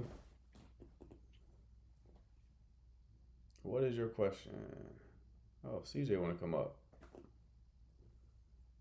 Unless it was an accident. What's going on, big dog? What's up? You see, you changed the profile picture to like you stoned in the profile pic. I may or may not have smoked for the first time this weekend. Really? Well, the first time. That coincided with the first hangover. What was the reason for celebration? Living life. All right, I got you. Not a good idea. We'll never do that shit again. I feel you. Just so happens that I do need advice from my friend who I went out with the other night. Okay. He's kind of beat up about it, and he was asking me, and I gave him the best advice I could give him, but I wanted to hear your advice because I feel like obviously probably be from a better place. And I don't feel like I've heard about this situation from a caller before, so I feel like it's a somewhat unique situation. Right. So we all work together. There's 3 of us. Well, it was like 5 of us that went out, but like for the people involved, it's my friend and his friend. I'm not really close with him. but there's a girl within our group that he ended up low-key confessing to her that like he had a thing for her while we were out, like after everything, and like they were like alone and walking. He told her like, oh, like, yeah, I kind of got a thing for you. Right. And so the thing is that one of our other coworkers told him like months back that he had a crush on her. And so he doesn't know what to do because he feels conflicted that he likes her, but his friend told him that he likes her too months ago. So 2 friends like the same girl, essentially. Okay. And so... And these are all I coworkers. was like... And what? These are all coworkers. Yeah, all coworkers, yeah. Okay. And so I was like, I told him, considering we all work together, it's kind of, it could make it messy, so I kind of wouldn't pursue anything. But I said, I don't think it necessarily matters that he said it, considering he's messed with other girls since then, so it's not like he's in love with her or anything. So I said I thought it would be fair game to go after it, but if it wasn't like a coworker situation. But since it is a coworker situation, I told him to probably leave it alone. But should it matter that the friend likes her too? No. The real problem is they're not attractive enough to women because they wouldn't be fixated on the woman that they work with. So that's the real problem. If they like had more optionality, they wouldn't care this much, right? A lot of guys who don't have options, they just fall in love with like the woman who's around. You know? That's kind of what's happening. It's like, oh, she's the woman who's around, so I like her. He's like, me too. What a coincidence. It's like, no, both of you just aren't really doing well outside of this environment. So that's the real problem. But outside of that, you can't my germs this situation. You can't call dibs on this. What are you talking about? Okay, that's basically what I told him. I said, I was kind of thinking like the way you framed it with like the, as the masculine is to like go after what you want. And Right. I was like, well, he might be your friend. Like, we all not even friends like that, but like, low key, like, may the best man win. It's up to Right. her to decide who she like. Exactly. But also like he had moved on to another coworker. Remember the like 15 bodies in the store girl? She got a new target, and it was the friend. And he gives off very never touched a woman vibes. Gotcha. So like he was eating that up. She's gonna initiate him. And so my friend that's in this situation too. My friend in this situation is like, he's not like he's had a girlfriend before, but like he's also not very, pretty much like your assessment, like not super attractive or whatever, not like a ladies' man. And I tried to give him the advice, basically what you said, and I was like, you might think I got a lot more success with girls than you do, but like it's not that much crazier. But like even me, like this is the advice I'm gonna give you. Okay. And the advice you gave him was to like initiate and like take action. Well, yeah, it was like, well, if it wasn't a coworker situation, I would say may the best man win, do what you want to do. But since it is work, it's a little touch and go. But like, I don't think you should have any qualms about going after her. Yeah, I mean, like the way that I would play it is I would just, if I had a friend who was like, I like her, bro, and I valued the friendship, I would just, okay, go ahead. No problem, right? Like I'll just go talk to somebody else. The main issue here is that both of them aren't getting play anywhere else. Or it's very rare for them to be able to get play somewhere else. That's the crux of the issue. So, that's what he really needs to work on. That's what he really. Why aren't they? Well, you said one of them is like dealing with the the office bop. Yeah, but she had left. She had left, and so they're like off and on. Like she comes and like gets attention from him. They'll hang out, but like nothing ever happens.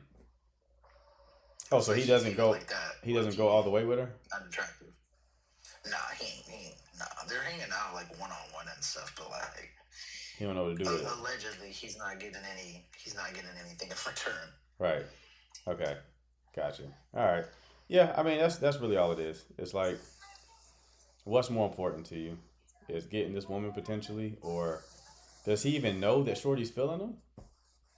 Whether or not she's feeling him? So this could be a pointless conversation because she could be like, ew. No, thank you. Yeah, because another part of it too was like after he kind of told her he had a thing for her, she hit him with the I'm just not in the space for anything like that. Like you're cool and all, but like I just can't. So like that was the excuse, and I told him I was like that could be 1,000 things. She could maybe just be letting you down easily. Maybe she really isn't in the space, or no, she didn't. She wasn't. She wasn't interested. Yeah, and that was my number one. Yeah, answer. She wasn't interested. But I tried. But so he said that to her after. He said that to her after he knew the friend wanted her. Yeah. Okay. All right. He calls him. See, that's what I mean. It's not even an issue because she don't want him. So this is just a hypothetical problem. She doesn't want him. Like this being a problem would mean that she would have to want one of them, and it sounds like she doesn't want either. And I knew she was gonna this wasn't gonna work out because you said that he admitted his feelings. You don't do that. You don't just share your feelings. That's not how you do that. You behave in a way that conveys how you feel about the person. In like a social circle dynamic. You don't say, I'm actually, I've been liking you for a long time. That's not how that works. Yeah, it was like a really weird situation to where, because this is like the part I was telling you all the other day where I was like passed out or whatever. Mm-hmm. They had went off and like did their own thing or whatever, and so they were just talking like in general about like relationships, and then she started talking about how her ex messed her up. She got emotional and drunk and all that, and I just it's so hard for me and blah blah blah. And he was like, no, like you're actually like really dope. Like you're an amazing woman. Like you're great. You're this. You're that. Like I even like you. Like I think you're amazing. And I know. Okay, that was my reaction too. But like I held it inside because I was like, oh, that's so sweet of you. You're such a sweet guy. He said, Like, I even like you. He throw that in there real quick. No, this is not. That's what I mean. Hold on, let me just address the woman in the chat. Y'all, some of y'all here are new. This is my ma, CJ. CJ he knows what he's doing. All right, he's not giving you a hypothetical story that's really about him. I promise you. This is not about I him. swear to God, this ain't about me. On God.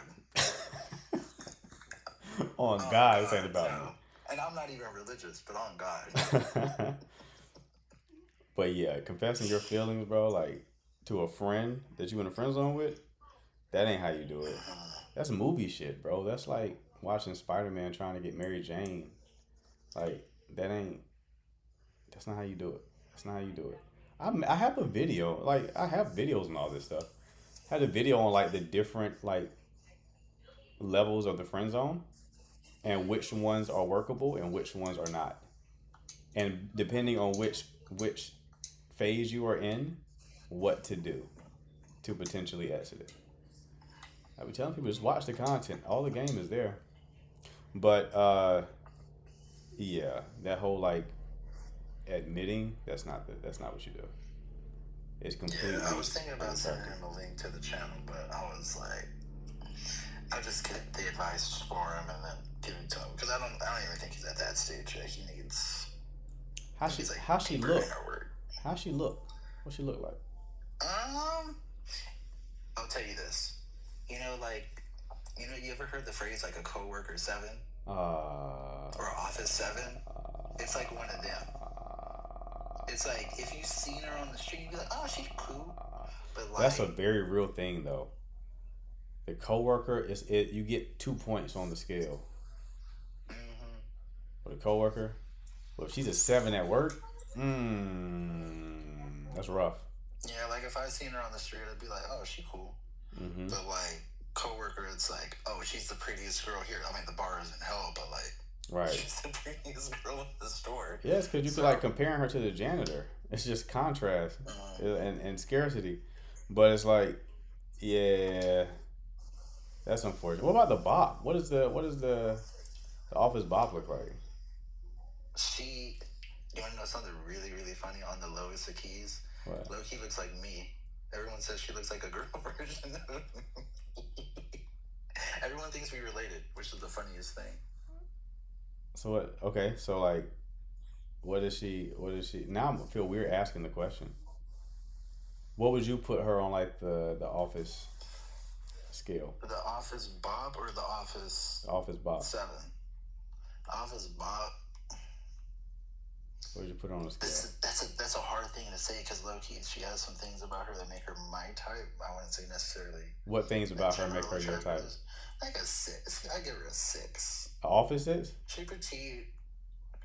A general 6. Okay, she's an office She 8. could become like an office. She could be an office 8. Yeah. Okay, Like, nice. she got some things about her. She got dimples. She got like cute curly hair. She petite, big boobs, but personality wise, like we intentionally don't invite her to anything because she's that terrible. Danny said, so she looked like Cece.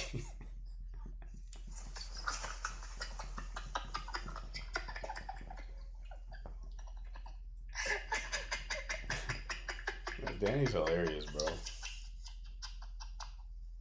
Danny,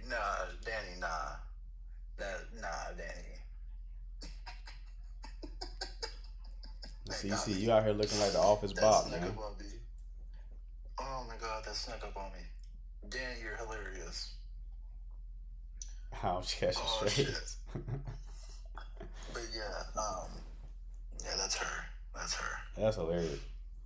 But yeah, man, that's that whole like confessing does not work. But damn, how big is where do y'all work? Like, how big is the? It's not office. It's not an office. What kind of environment is it? Nah, it's a store because this is my side gig. I only work there like on Okay. weekends for extra money. Okay, it's like But Walmart. It's a store. Yeah, It's we'll just go with that It's, for Wa- now. But it's Wally World. It's like it's a hella coworkers. sure, yeah, Hella coworkers. yeah, a lot of turnover. Yeah. But Well, the bop is so, turning like, over for what's sure.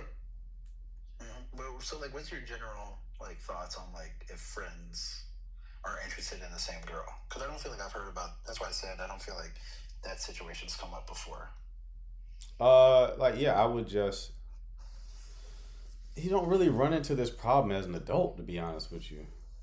Not unless, like, you just have a group of friends where nobody's pulling. Like I told you, if I was in that situation, I would be like, go ahead.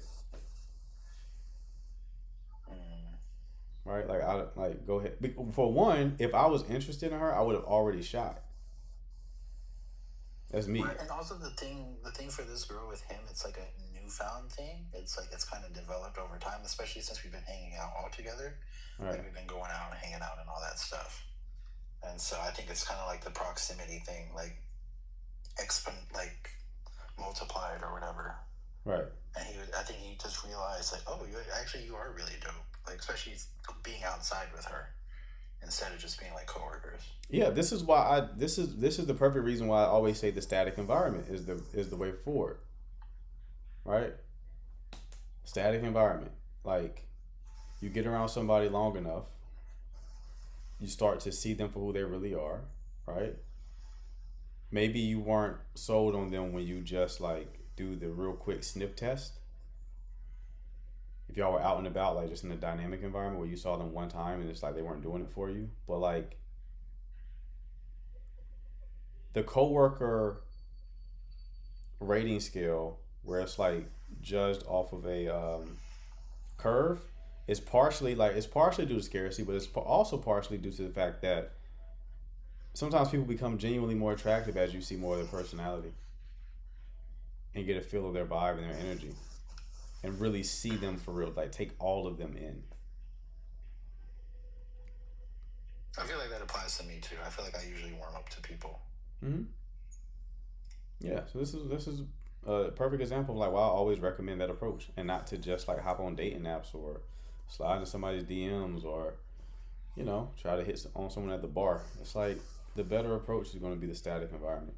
That's going to be the better approach. If anything, that's like I used to think spark and safety was like my thing, in which it kind of is, but like this, the static versus dynamic is becoming a thing.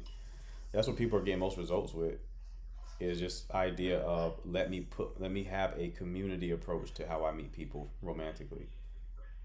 Because you need constraints. The biggest thing hurting the dating market is there's no constraints. There's no way to limit optionality. When you can date the world, how do you ever decide? If you have infinite people that you can choose from, how can you possibly choose one? You have to find a way to put constraints. We used to have constraints. The first constraint that we had was geography and the lack of technology. So you literally only could date people who were close to you. That made your decision easier because you only could date people in your area, your neighborhood. It was easy to find a husband and wife then because it's like I only have 4 options. I'm gonna go with that one, right? In today's world, where it's like you got social media, you got dating apps, you can travel left and right. We were talking to like the stewardess or the flight attendant who was dating a guy on another continent, right? When you live in a world like that that's hyper connected, it's hard for you to make a decision because there's just so many people to choose from, right? Especially as you become more attractive and you really do have like extra options in terms of like you're able to get people's attention, it becomes even harder. So what the solution is to remove a lot of the freedoms that you are enjoying. Sounds weird, right? It's like people want to keep their freedoms. Well, your freedoms are what's hurting you right now. The way that you can like date anybody that you want anywhere on the globe, that's actively hurting you. So you have to find ways to put artificial constraints on the process. You have to be your own adult. Right now, you're the child eating dessert before dinner. You're doing shit that's not good for you, right? So you have to be your own adult figure and be like, eat your broccoli first, then you can have dessert. Apply that same mentality to the dating domain. Dating anyone that you want, anywhere that you want, is fucking eating dessert before dinner. Like it's not a good thing. It's fun, it's not a good thing. You're not going to find, it's going to be very hard for you to find somebody that way. So you have to artificially put constraints on it. My way of artificially putting constraints on things is I only date one person at a time. I don't be out here juggling people. One person at a time. That's the constraint that I put up there. Now, I'll date anyone, anywhere. But like I'll put the constraint. My constraint that I've artificially put on the process is one person at a time. Right? I might know who next if it don't go well. But one person at a time. Yeah, I recently tried doing the multiple thing because I never did that before. So I was like, I'll just try it, see how I feel about it. I started doing that flaw finding thing. I was like, you got this. And like, I'm done with both of them by now. But like, it's just like, it's just like, I can't get into the weeds with a person if I'm thinking of Susie in the background in my head. Like, it just don't work for me like that. And some people can. Some people like are built like that. I'm just not built like that. Very rarely are people really built like that. Those people just want to have a good time. You can't really take in all of a person when you're juggling people like that. You also can't have it like your own life. You got to pick two. You can't have your own life that's really like a real solidified life and date multiple people and take in all of them. Like really breathe all of them in, all of their essence in simultaneously. Like something got to give. That doesn't work. It also makes me think like how little of a life do you have that like you can fill out your week with like 4 or 5 dates? Like you ain't got no hobbies or nothing else. You have nothing else going on. Yeah, you have nothing. There's no way you're having that much going on because these people you also are talking to them outside of the dates. You got to nurture their connection as well. It's like where do you have the time for that? And it's not even a time thing. It's an energy thing. That's draining. Because you're managing other people's nervous systems. One of them wants to talk more and she's complaining about talking more. So I got to talk to her more. You know what I mean? And it's like the other one had a bad day and they want to talk because they had a bad day, right? And I'm like, well, no, that's too much, bro. So I was on a date with one of them and I was like, didn't you say you were like in Mexico like a few weeks ago? She was like, no. I was like, oh shit, that's the other girl. Yep. Like, and that's going to happen. It's like I can't give you my like, even with the ADHD, like ADHD got me messed up as is, but like, right. Then you add 2 extra people into it. Jesus Christ. Yeah, it's too much to manage. And it's like the moment I hear that, if I'm dating someone, the moment I hear like, we talked about that, right? We didn't talk about that. We didn't talk about that. Now I'm turned off. Because I know why you think we talked about that. And it's because you talked about it with another dude. And now I'm turned off. So you also actively hurt your chances. I can't help that I'm turned off. Like the weird thing about the dating game now is like you got to pretend like the person isn't dating other people. You don't want to ask, but you got to like pretend like you don't know that, right? It's easier to pretend like you don't know that when you don't have the evidence. When you have evidence, it's harder to pretend. So the moment you start misremembering shit and thinking that we talked about some shit we did not talk about, now I can't pretend no more, and now I'm turned off. Because now I'm faced with the reality that you're actively dating other people, and I don't really want to date someone who's dating other people, man. Yeah, that's also this a shit choice ain't too. natural. It's poly. That is poly. That's what that is. I know it's normalized nowadays, but it is poly, effectively. You're calling yourself monogamous, but you're not dating in a monogamous way. You're dating in a poly way. You just haven't called it that because nobody's told you that's what it is. Because you've been conditioned by the culture that it's normal to do. And it's not, because historically it's not been how we've done things. Not in the monogamous culture. I've seen content and other coaches say like, if you like have anxious attachment, one of the best things for you to do is to date multiple people at the same time. Yeah, it's a short-term solution. You don't get over-invested. Yeah, it's a short-term thing. To me, that's never sat right with me. It's short-term. It's a Band-Aid solution because, okay, the moment you have to lock in with one person, you get those other options out. Guess what happens now? All that anxiety shows. All that neediness shows. And the person you're dating, like, what the fuck happened to you? You was cool for 3 months, then we just locked in, and now you being weird. It's like, yeah, because I was only cool because I was dating multiple people. I was spreading my anxiety amongst 3 different individuals. But because we got more serious, I had to cut them off. Now my anxiety has one target. One victim. That's what I'm saying. I've been listening to these fucking coaches. I'm like, y'all have to, I need y'all to be more discerning because these motherfuckers do not know what they're talking about. They do not know what they're talking about. They do not know what they're talking about. Yeah, like, you got to think multiple steps ahead. It's like, okay, you do this, then what happens? And then what happens? And then what happens? It's like, I don't get why some people don't think that way. It's like, you really don't think what comes next after that? It's just what's the next thing to do? Like, no, what is the second order effect of what you're telling people to do? What's the third order effect of what you're telling people to do? There's a good book. If you want to learn about second order effects and third order effects, read a book called Freakonomics. Freakonomics had this story in it, man, that was very interesting. They were trying to figure out why crime had dropped suddenly in like one part of the US. I might be like missing the details, but I think that's what happened. They were trying to figure out like crime suddenly dropped drastically here. And they were trying to figure out what led to crime dropping. And they were like, was there an increased police presence? Was there an increased this? Was there different policies passed? What they found out was abortion was the answer. They legalized abortion in the area. So then women who were in poverty got abortions. Criminals tend to come from poverty. So the babies who would have grown up to be criminals were aborted. Everything you do has a ripple effect. There's a ripple effect. Meaning we thinking like in terms of cause and effect. What really happens is cause, effect. So every cause has multiple effects. So when I say second order effects, it's like the second effect in the sequence. Make sense? Yeah, it's like one person's cause is another person's effect, low key. Right. So you got to think like that. And people don't think like that. It always is alarming to me that people don't. Because I'm like, what's after that? Then what? Like it's probably like a stage 1 thing too. It's like, I remember I had a coworker who was like, she was telling me how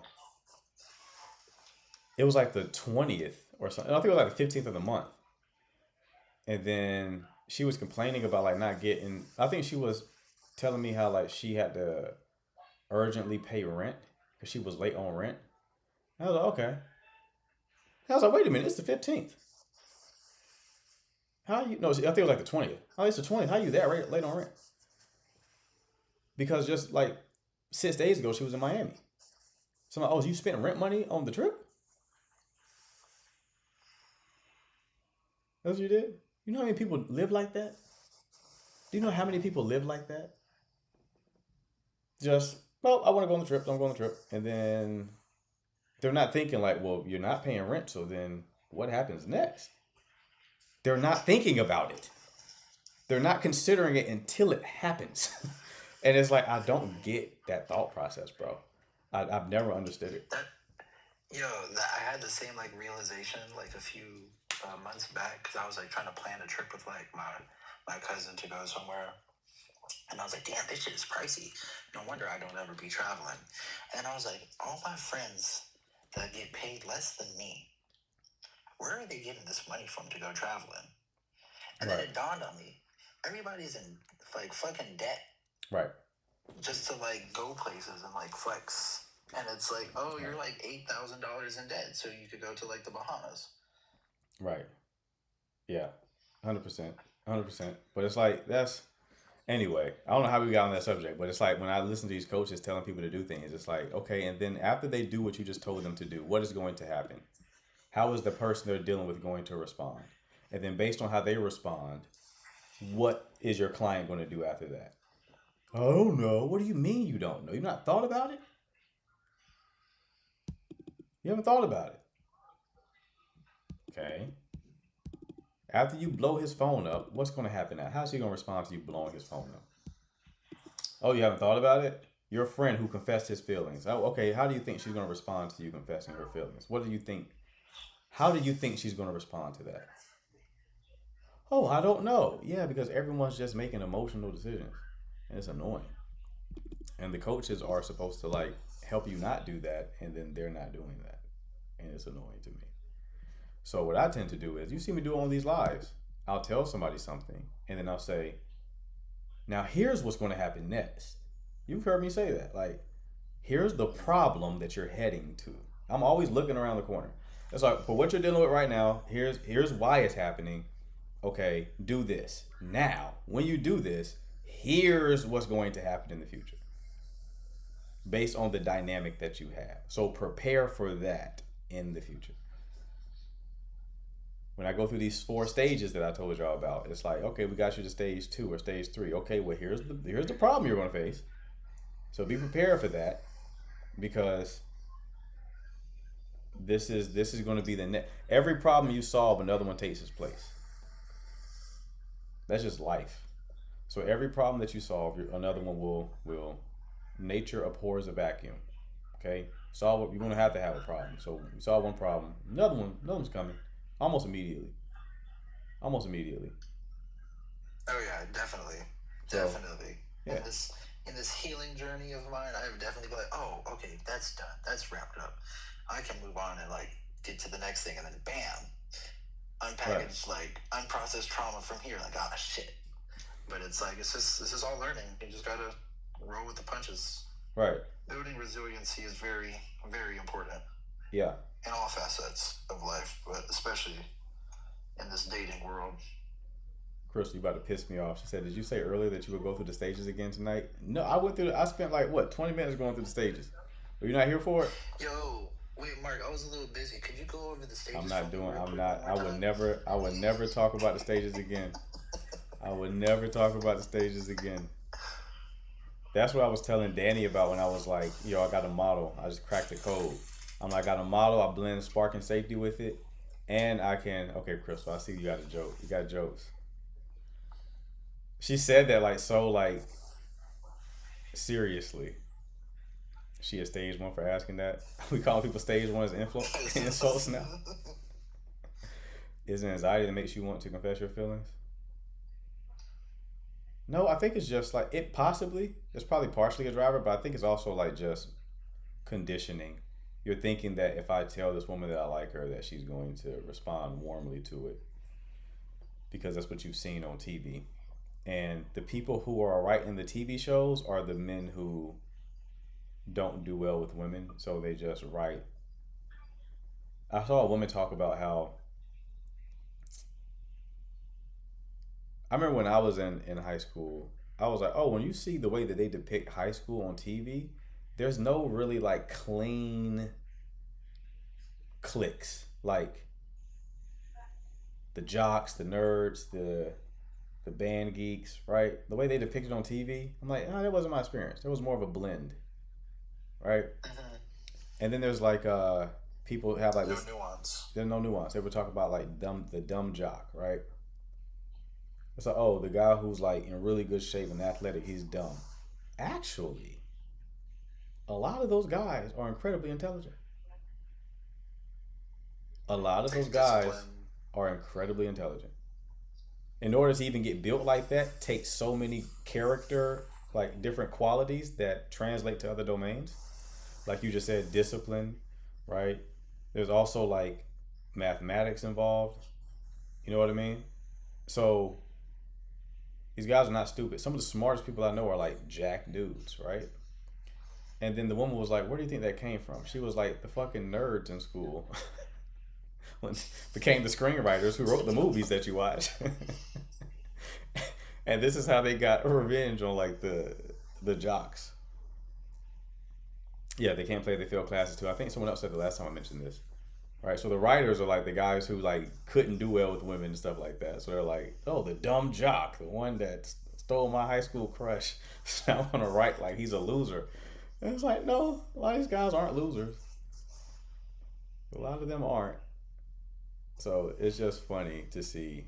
That's why we get the goofy shit, like go outside her window with like the boom box and play the song, and she'll like you. It's like these guys playing out a fantasy. It's not like they've actually experienced that. Man, if you do that shit, you get in a restraining order. That shit has never worked in history. Right. Well, it depends. The way that she feels about you will make things land differently. So if you're a guy who gives a lot of spark, the boombox method can play as romantic. Women are very contextual. There's very few black and white situations with them. Especially like relationally, they're very contextual. So it depends on the context. A guy can, like, one guy can, her crush confess his feelings, that shit could work. Right? It's contextual. So it's not that confessing your feelings won't work. It's like, what's the context?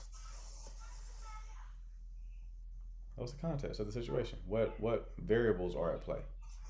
I had a client who, he's a guy who looks like really safe.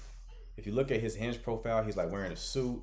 He's smiling. He's like grinning the whole time in every picture. He looks like a very safe guy, very nice guy, right? He had an opener on Hinge where he told women, you're definitely giving me the vibe like you should be brought home to mom or something like that, right? And I asked him how effective was that opener. He told me like, oh, it looked about 6 out of 10. It got a response. I was like, cool. I said, but you are making a mistake here. He was like, what? I said, you look like a safety guy, and your opener firmly puts you into safety guy territory. Now, here's why that's a problem. Both women and men, generally speaking, not everybody, generally speaking, have what is called a dual mating strategy. Meaning, their intentions is contingent upon what category they placed you in. The guy who's saying he's not ready for a relationship right now, that might be true generally, but oftentimes it's because he's put you in the category of a person he would not be in a relationship with. Which is why you probably will soon after see him in a relationship with somebody else, because he put her in a different category, right? So women have the same thing. They have the fun guys, and they have the guys who would make good husbands. And those men get different versions of her. They get different versions of her. The fun guy gets a version. The good husband also gets a version. The fun guy she may go home with him first night, throw cheeks. She might do it. Not all the time. Again, speaking generally. But yeah, fun guy will get that version of her because she don't take him serious. She don't care what his opinion is of her because she's looking at him as just a fun time. So she don't gotta act all like conservative because she doesn't care how he perceives her because he's just fun for her.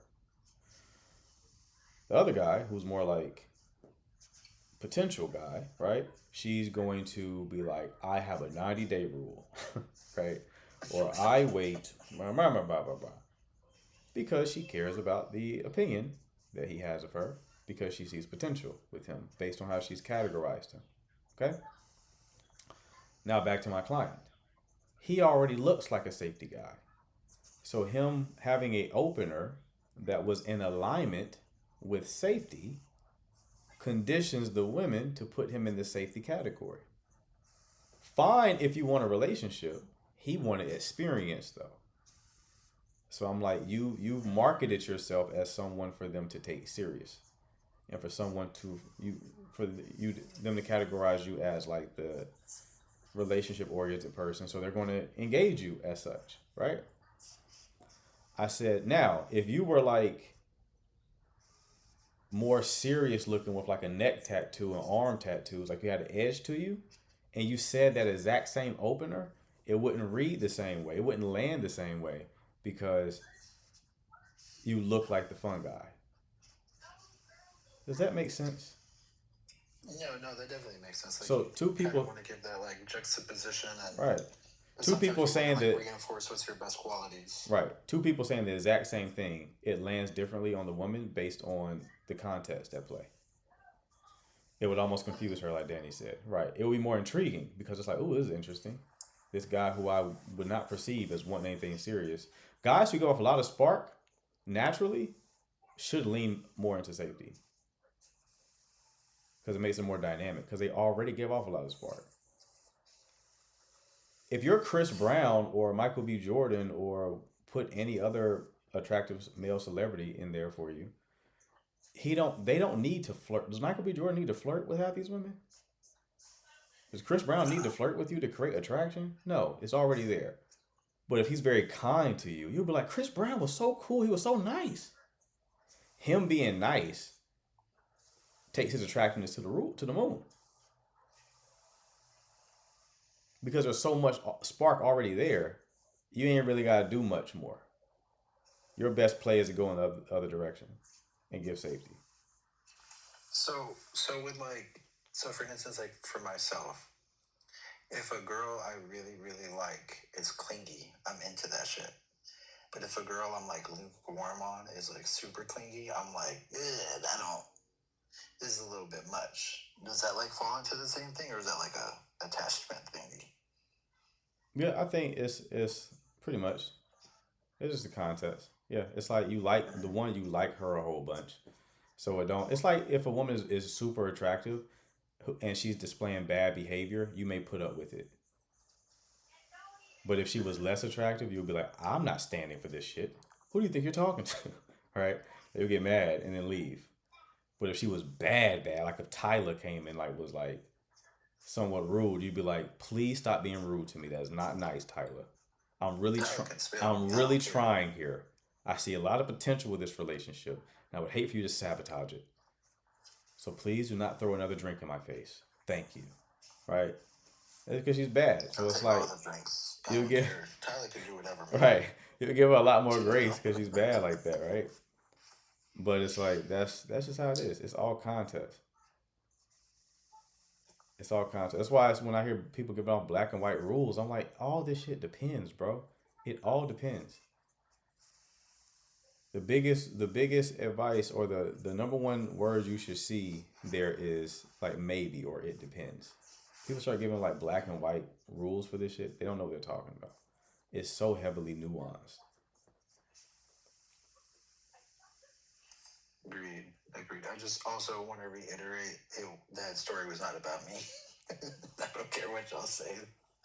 That was not about me. Right. Yeah, we gotta let new people know what it is and what it ain't, big dog. All right, If bro. it's about me, you'll know. All right, big dog. I've been rambling enough. Let me go ahead and drop you. Yeah, that went over it, but appreciate it. I'll tell my friend. No problem, Chief. Be easy. All right, dog.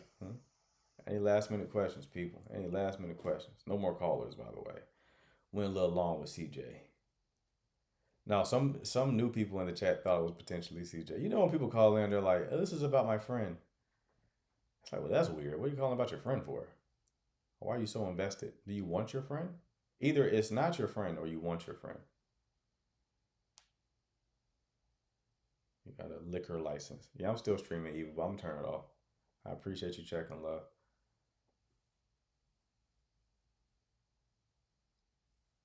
Yes, if you need coaching, hour-long coaching calls. It comes with the hour-long coaching calls also come with 2 weeks of DM support.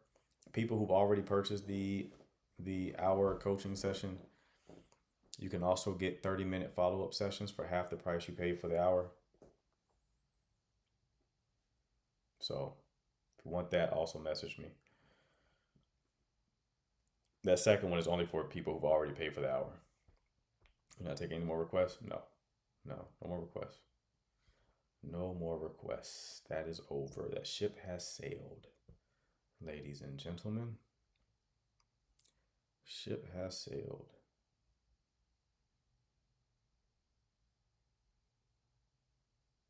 What was that question?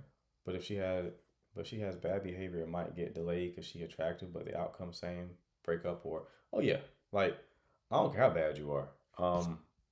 You treat me poorly, I'm out of there.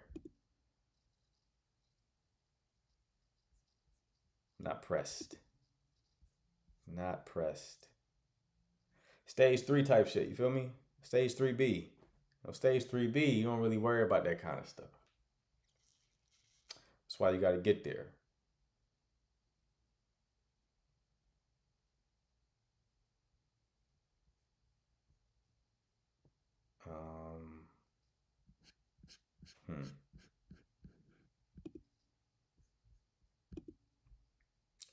Might be okay. Not you stage flexing, you know. Sometimes you need your ego. What did Jay-Z say? Sometimes you need your ego. Got to remind these fools. But we all gonna get there. We're gonna collectively get there. The first people who are going to arrive are the people who pay for the coaching calls, and then everyone else. It might be 2027, 2028, but the rest of you are going to get there as well. Actually, part of advancing stages is paying money, to be honest with you, investing in yourself. It's part of advancing the stages. I'm very much at if it happens, it happens. If it don't, it won't when it comes to my love life. I feel you. You can't force it. But progressing up those stages isn't about guaranteeing results in your love life.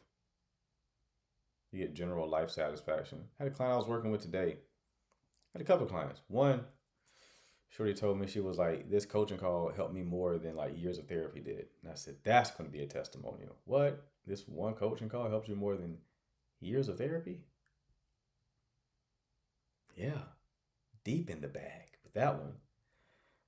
Other client today was a gentleman. He was calling about a woman he was dating. He didn't expect to get life-changing advice. He just trying to get some cheeks.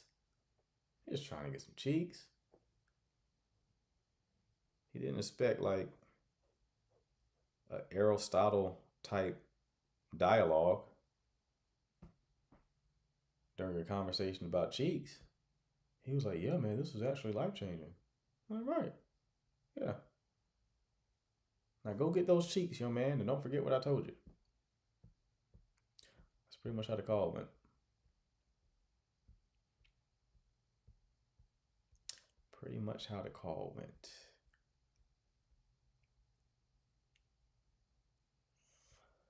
Didn't work the first time because of her parents. Hold on. Did I miss something? What would you do if you and your girl want to work things out, but her parents don't want y'all back? What are the ages here? And why do the parents not want you back?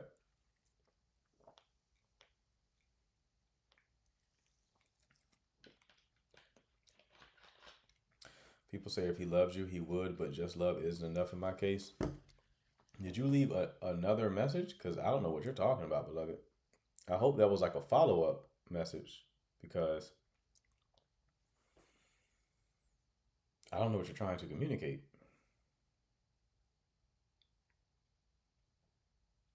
Super had a question? Okay, Super, ask your question again. No calls though.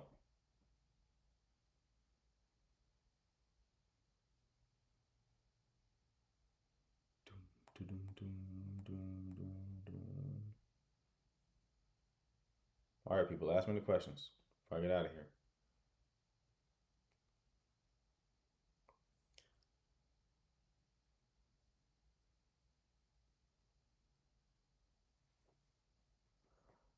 It was a question, do you think just love is enough in a relationship? No, it's not.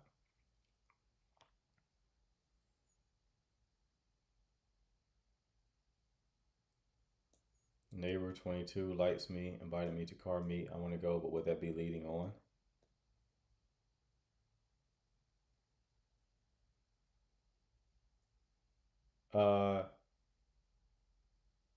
How you know he likes you?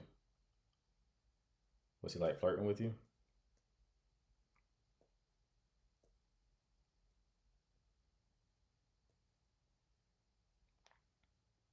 Or did he just invite you to the car meet? He told me directly. And what did you say when he told you directly?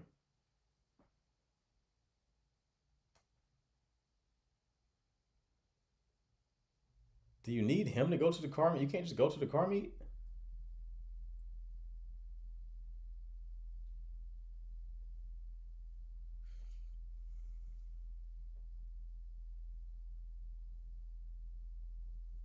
Because she felt ill mentally, but now she's good. Did you cause her to fall ill mentally? Did you play a part in that?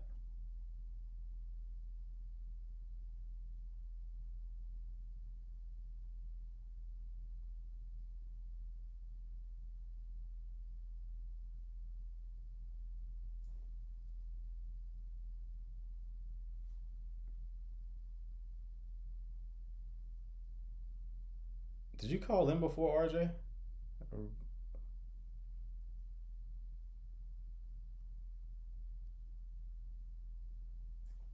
RJ, did you call in about the situation before? Okay, I did not already give you an answer.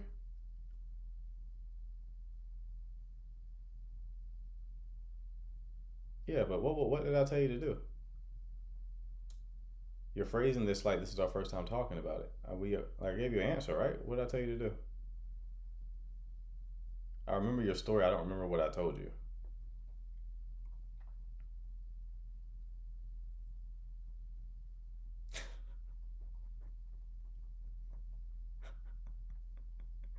Some of y'all's brains work like mine, and it's funny. Like, it's in terms of sense of humor. Like Maya said, boy said, ha ha. Yeah, that's some shit I would laugh at. We met and we decided to work things out. It's just her parents don't want us back. Okay. And do you know why the parents don't want y'all back?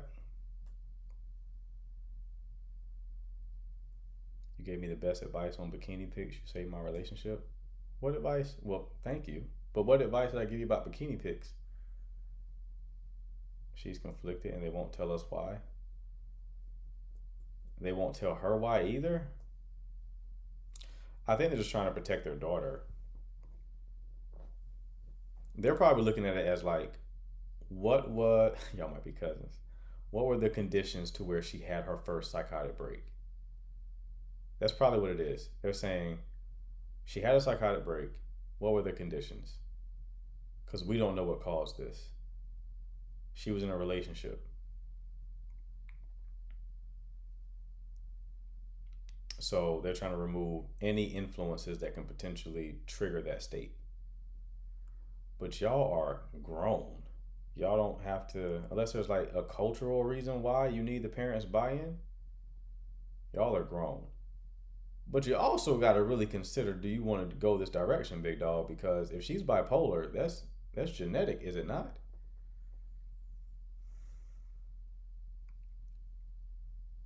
I'm not saying don't do it. I'm saying consider the second and third order effects. What comes next? Okay?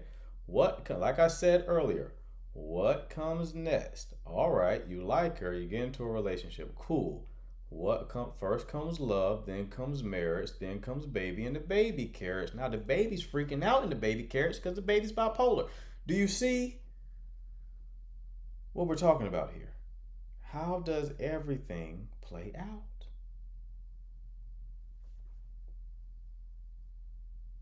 Baby's shaking. Baby's shaking. You think it's a tantrum. It's not a tantrum. It's an episode.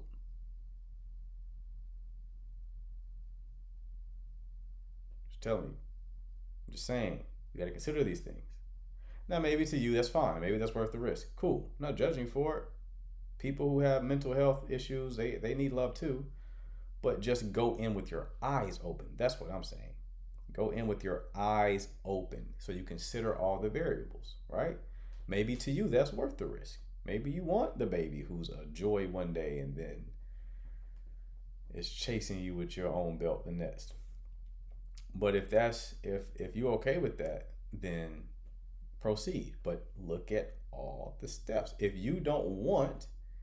that's going to be a no for you, then don't even start it. If you know she wants kids, you want kids, that means y'all probably going to have kids. You haven't considered that when it comes to children. So you got to, right? Now, if you considered all of that and you're still in, then go ahead and be with your lady, bro. Like, y'all are 26 and 27. Her parents shouldn't have any control over her like that. Again, unless it's like a cultural thing, in which case you might be cooked. But a bipolar baby is crazy. That is an insane visual. Babies are like innately bipolar, are they not?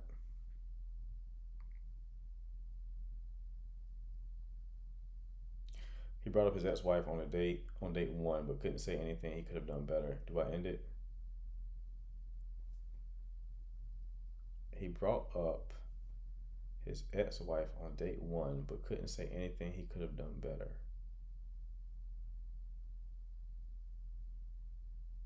Why did they get divorced? Do you know?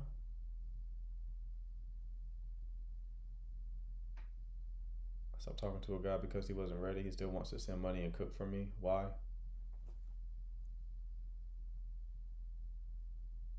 He just wants access to you. He wants to sleep with you.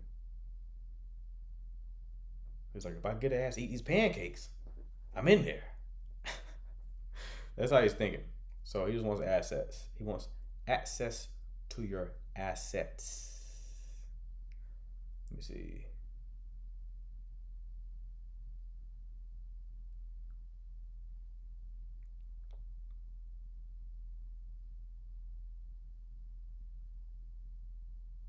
He just said everything was on her. She was verbally abusive, etc. That's a red flag. Yeah. If there's nothing that he can say that you always want to avoid people who put everything on their ex. They put everything on their ex. You're not looking at someone who takes accountability.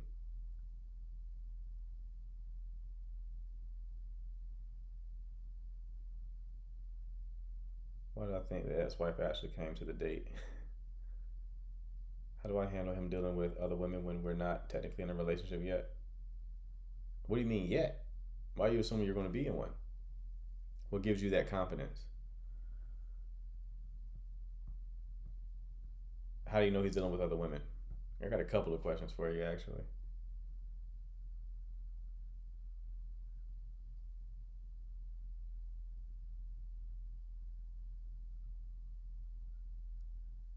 I'm a lover boy, unfortunately. Lover boy is pretty much anxiously attached.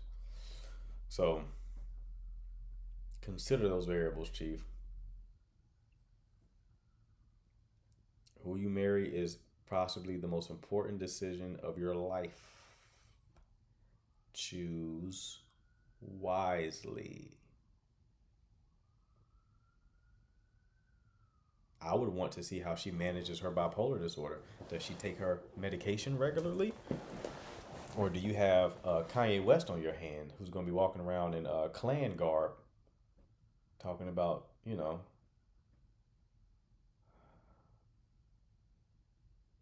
concentration camps? not happening and shit like that. What are we doing? So,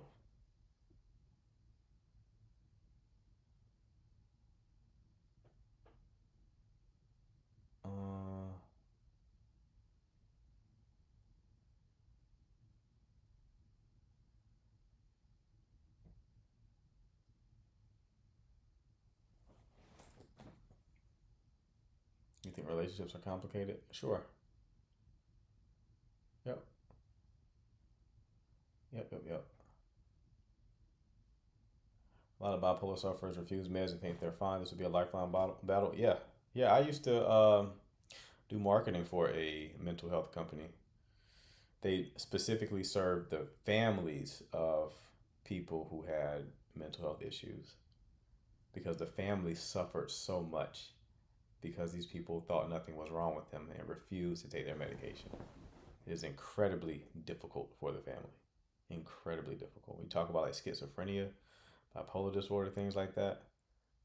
It's hard for the patient too. Don't get me wrong. It's mostly hard for the patient. The patient is the primary sufferer, sure. That shit extends to the family too, though. That shit definitely extends to the family. Ain't nobody getting away clean. So consider everything very seriously. I'm joking about the baby. I'm half joking about the baby. But consider everything. Remember, I was dating a woman who the Aromo girl I dated, she had told me that her brother was schizophrenic. I was like, really? She was like, yeah, I want kids. I'm like, really?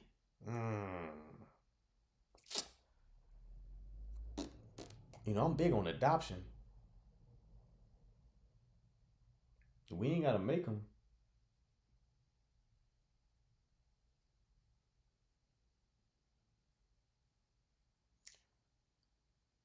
What, you got a schizophrenic aunt? Yeah. I'm not aunt, but I have a cousin who's schizophrenic.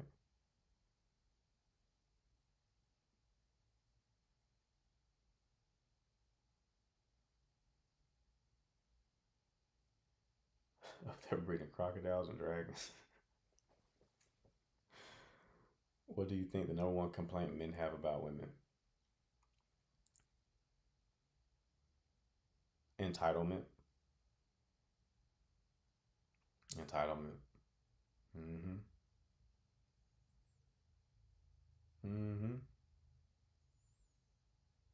Or I'd rather say that's the biggest turnoff.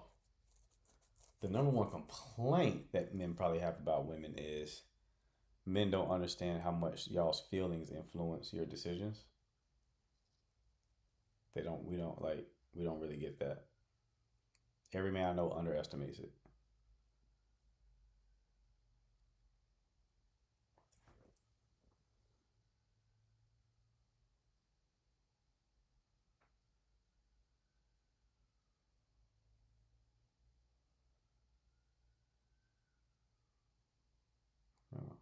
We don't have to make them, but I love to keep practicing. Right. The thing is, keeping practicing tends to end up with you making them.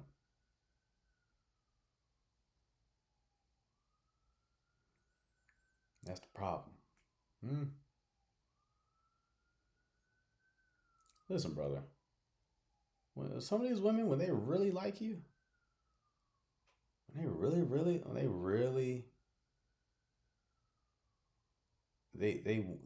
try to get pregnant.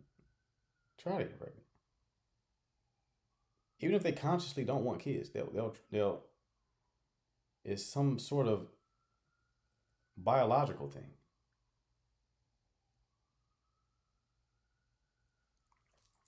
They'll try to. So be mindful.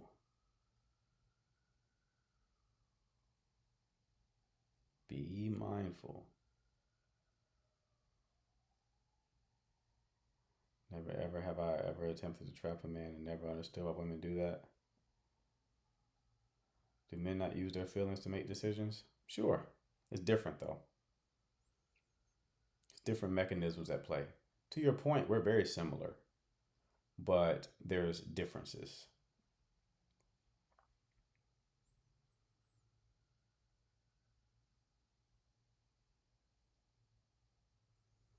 A lot of women process feelings first and then they create the facts from the feelings.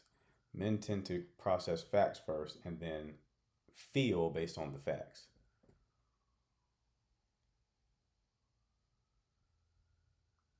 Some men be trying to impregnate the women. Hold on, what did you say, Crystal? Some men be trying to impregnate a woman y'all really, really love. Yeah, that's happened too. That also occurs, for sure. Like, I get on calls with women, bro, and men. So who better to tell you the differences than I? Right? The things women would tell you, like the thought process that they have.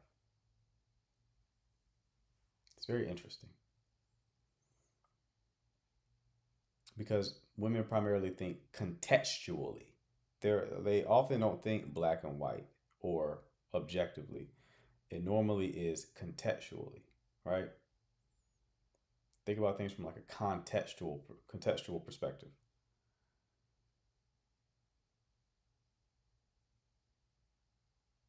You'll have some women say like they didn't cheat.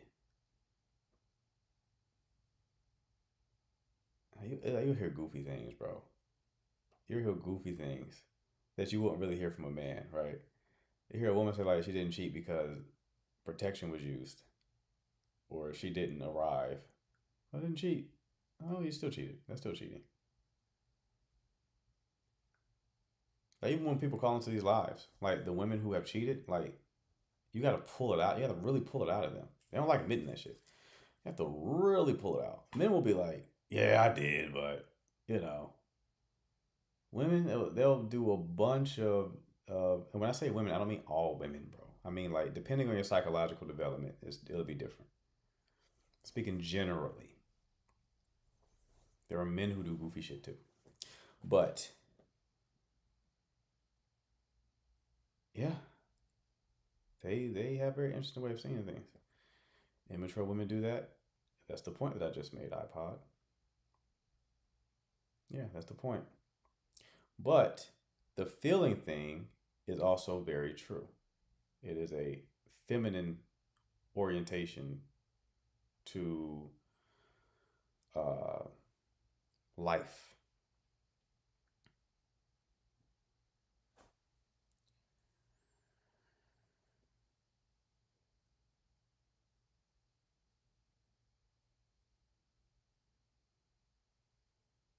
Like, what I've had to explain to men, right, is an example. You have like a cliche argument, like a married couple have a cliche argument, which is woman asks the man to take out the trash, and then he doesn't take out the trash. He says he'll do it, and then he doesn't do it. And then she gets really mad about it. And he's like, why are you so mad? It's just the trash. I'll get it now. And then she'll say something like, it's not about the trash. And he's like, what do you mean it's not about the trash?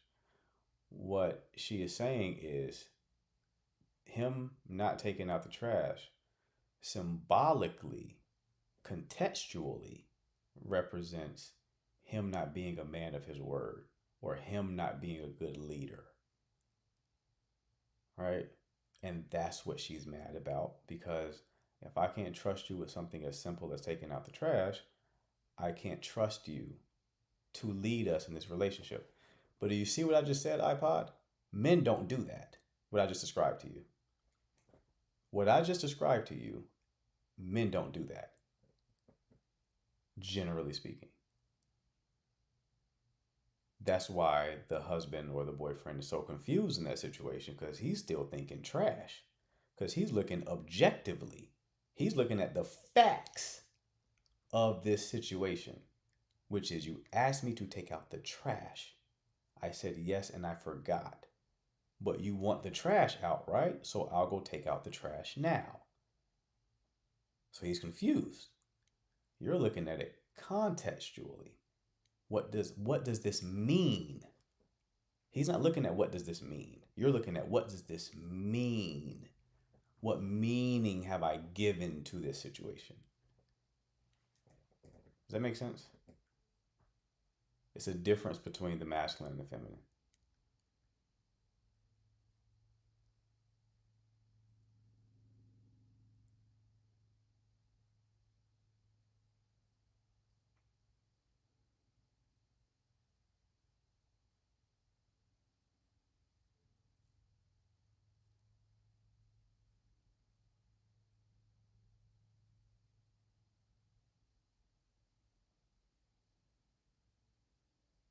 Do you think flirting for fun with other girls online while being in a relationship is cheating? Yeah. What are we flirting? I don't think you should be flirting if you're in a relationship.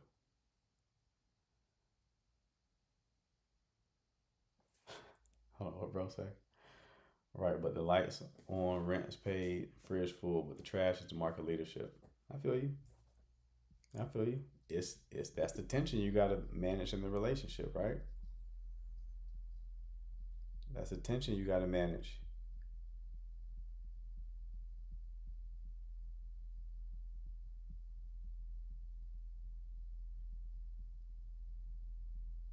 Cause you as the man, sometimes you gotta call out your lady when she's tripping, cause she might be tripping when she get mad about the trash like that. And you gotta let her know. Your expectation can't be that you're perfect, right?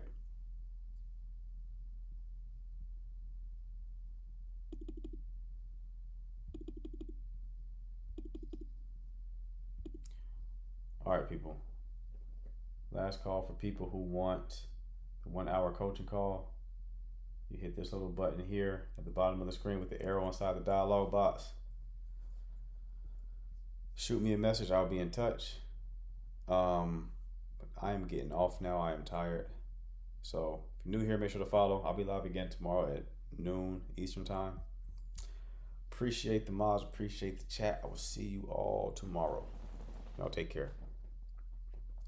You too.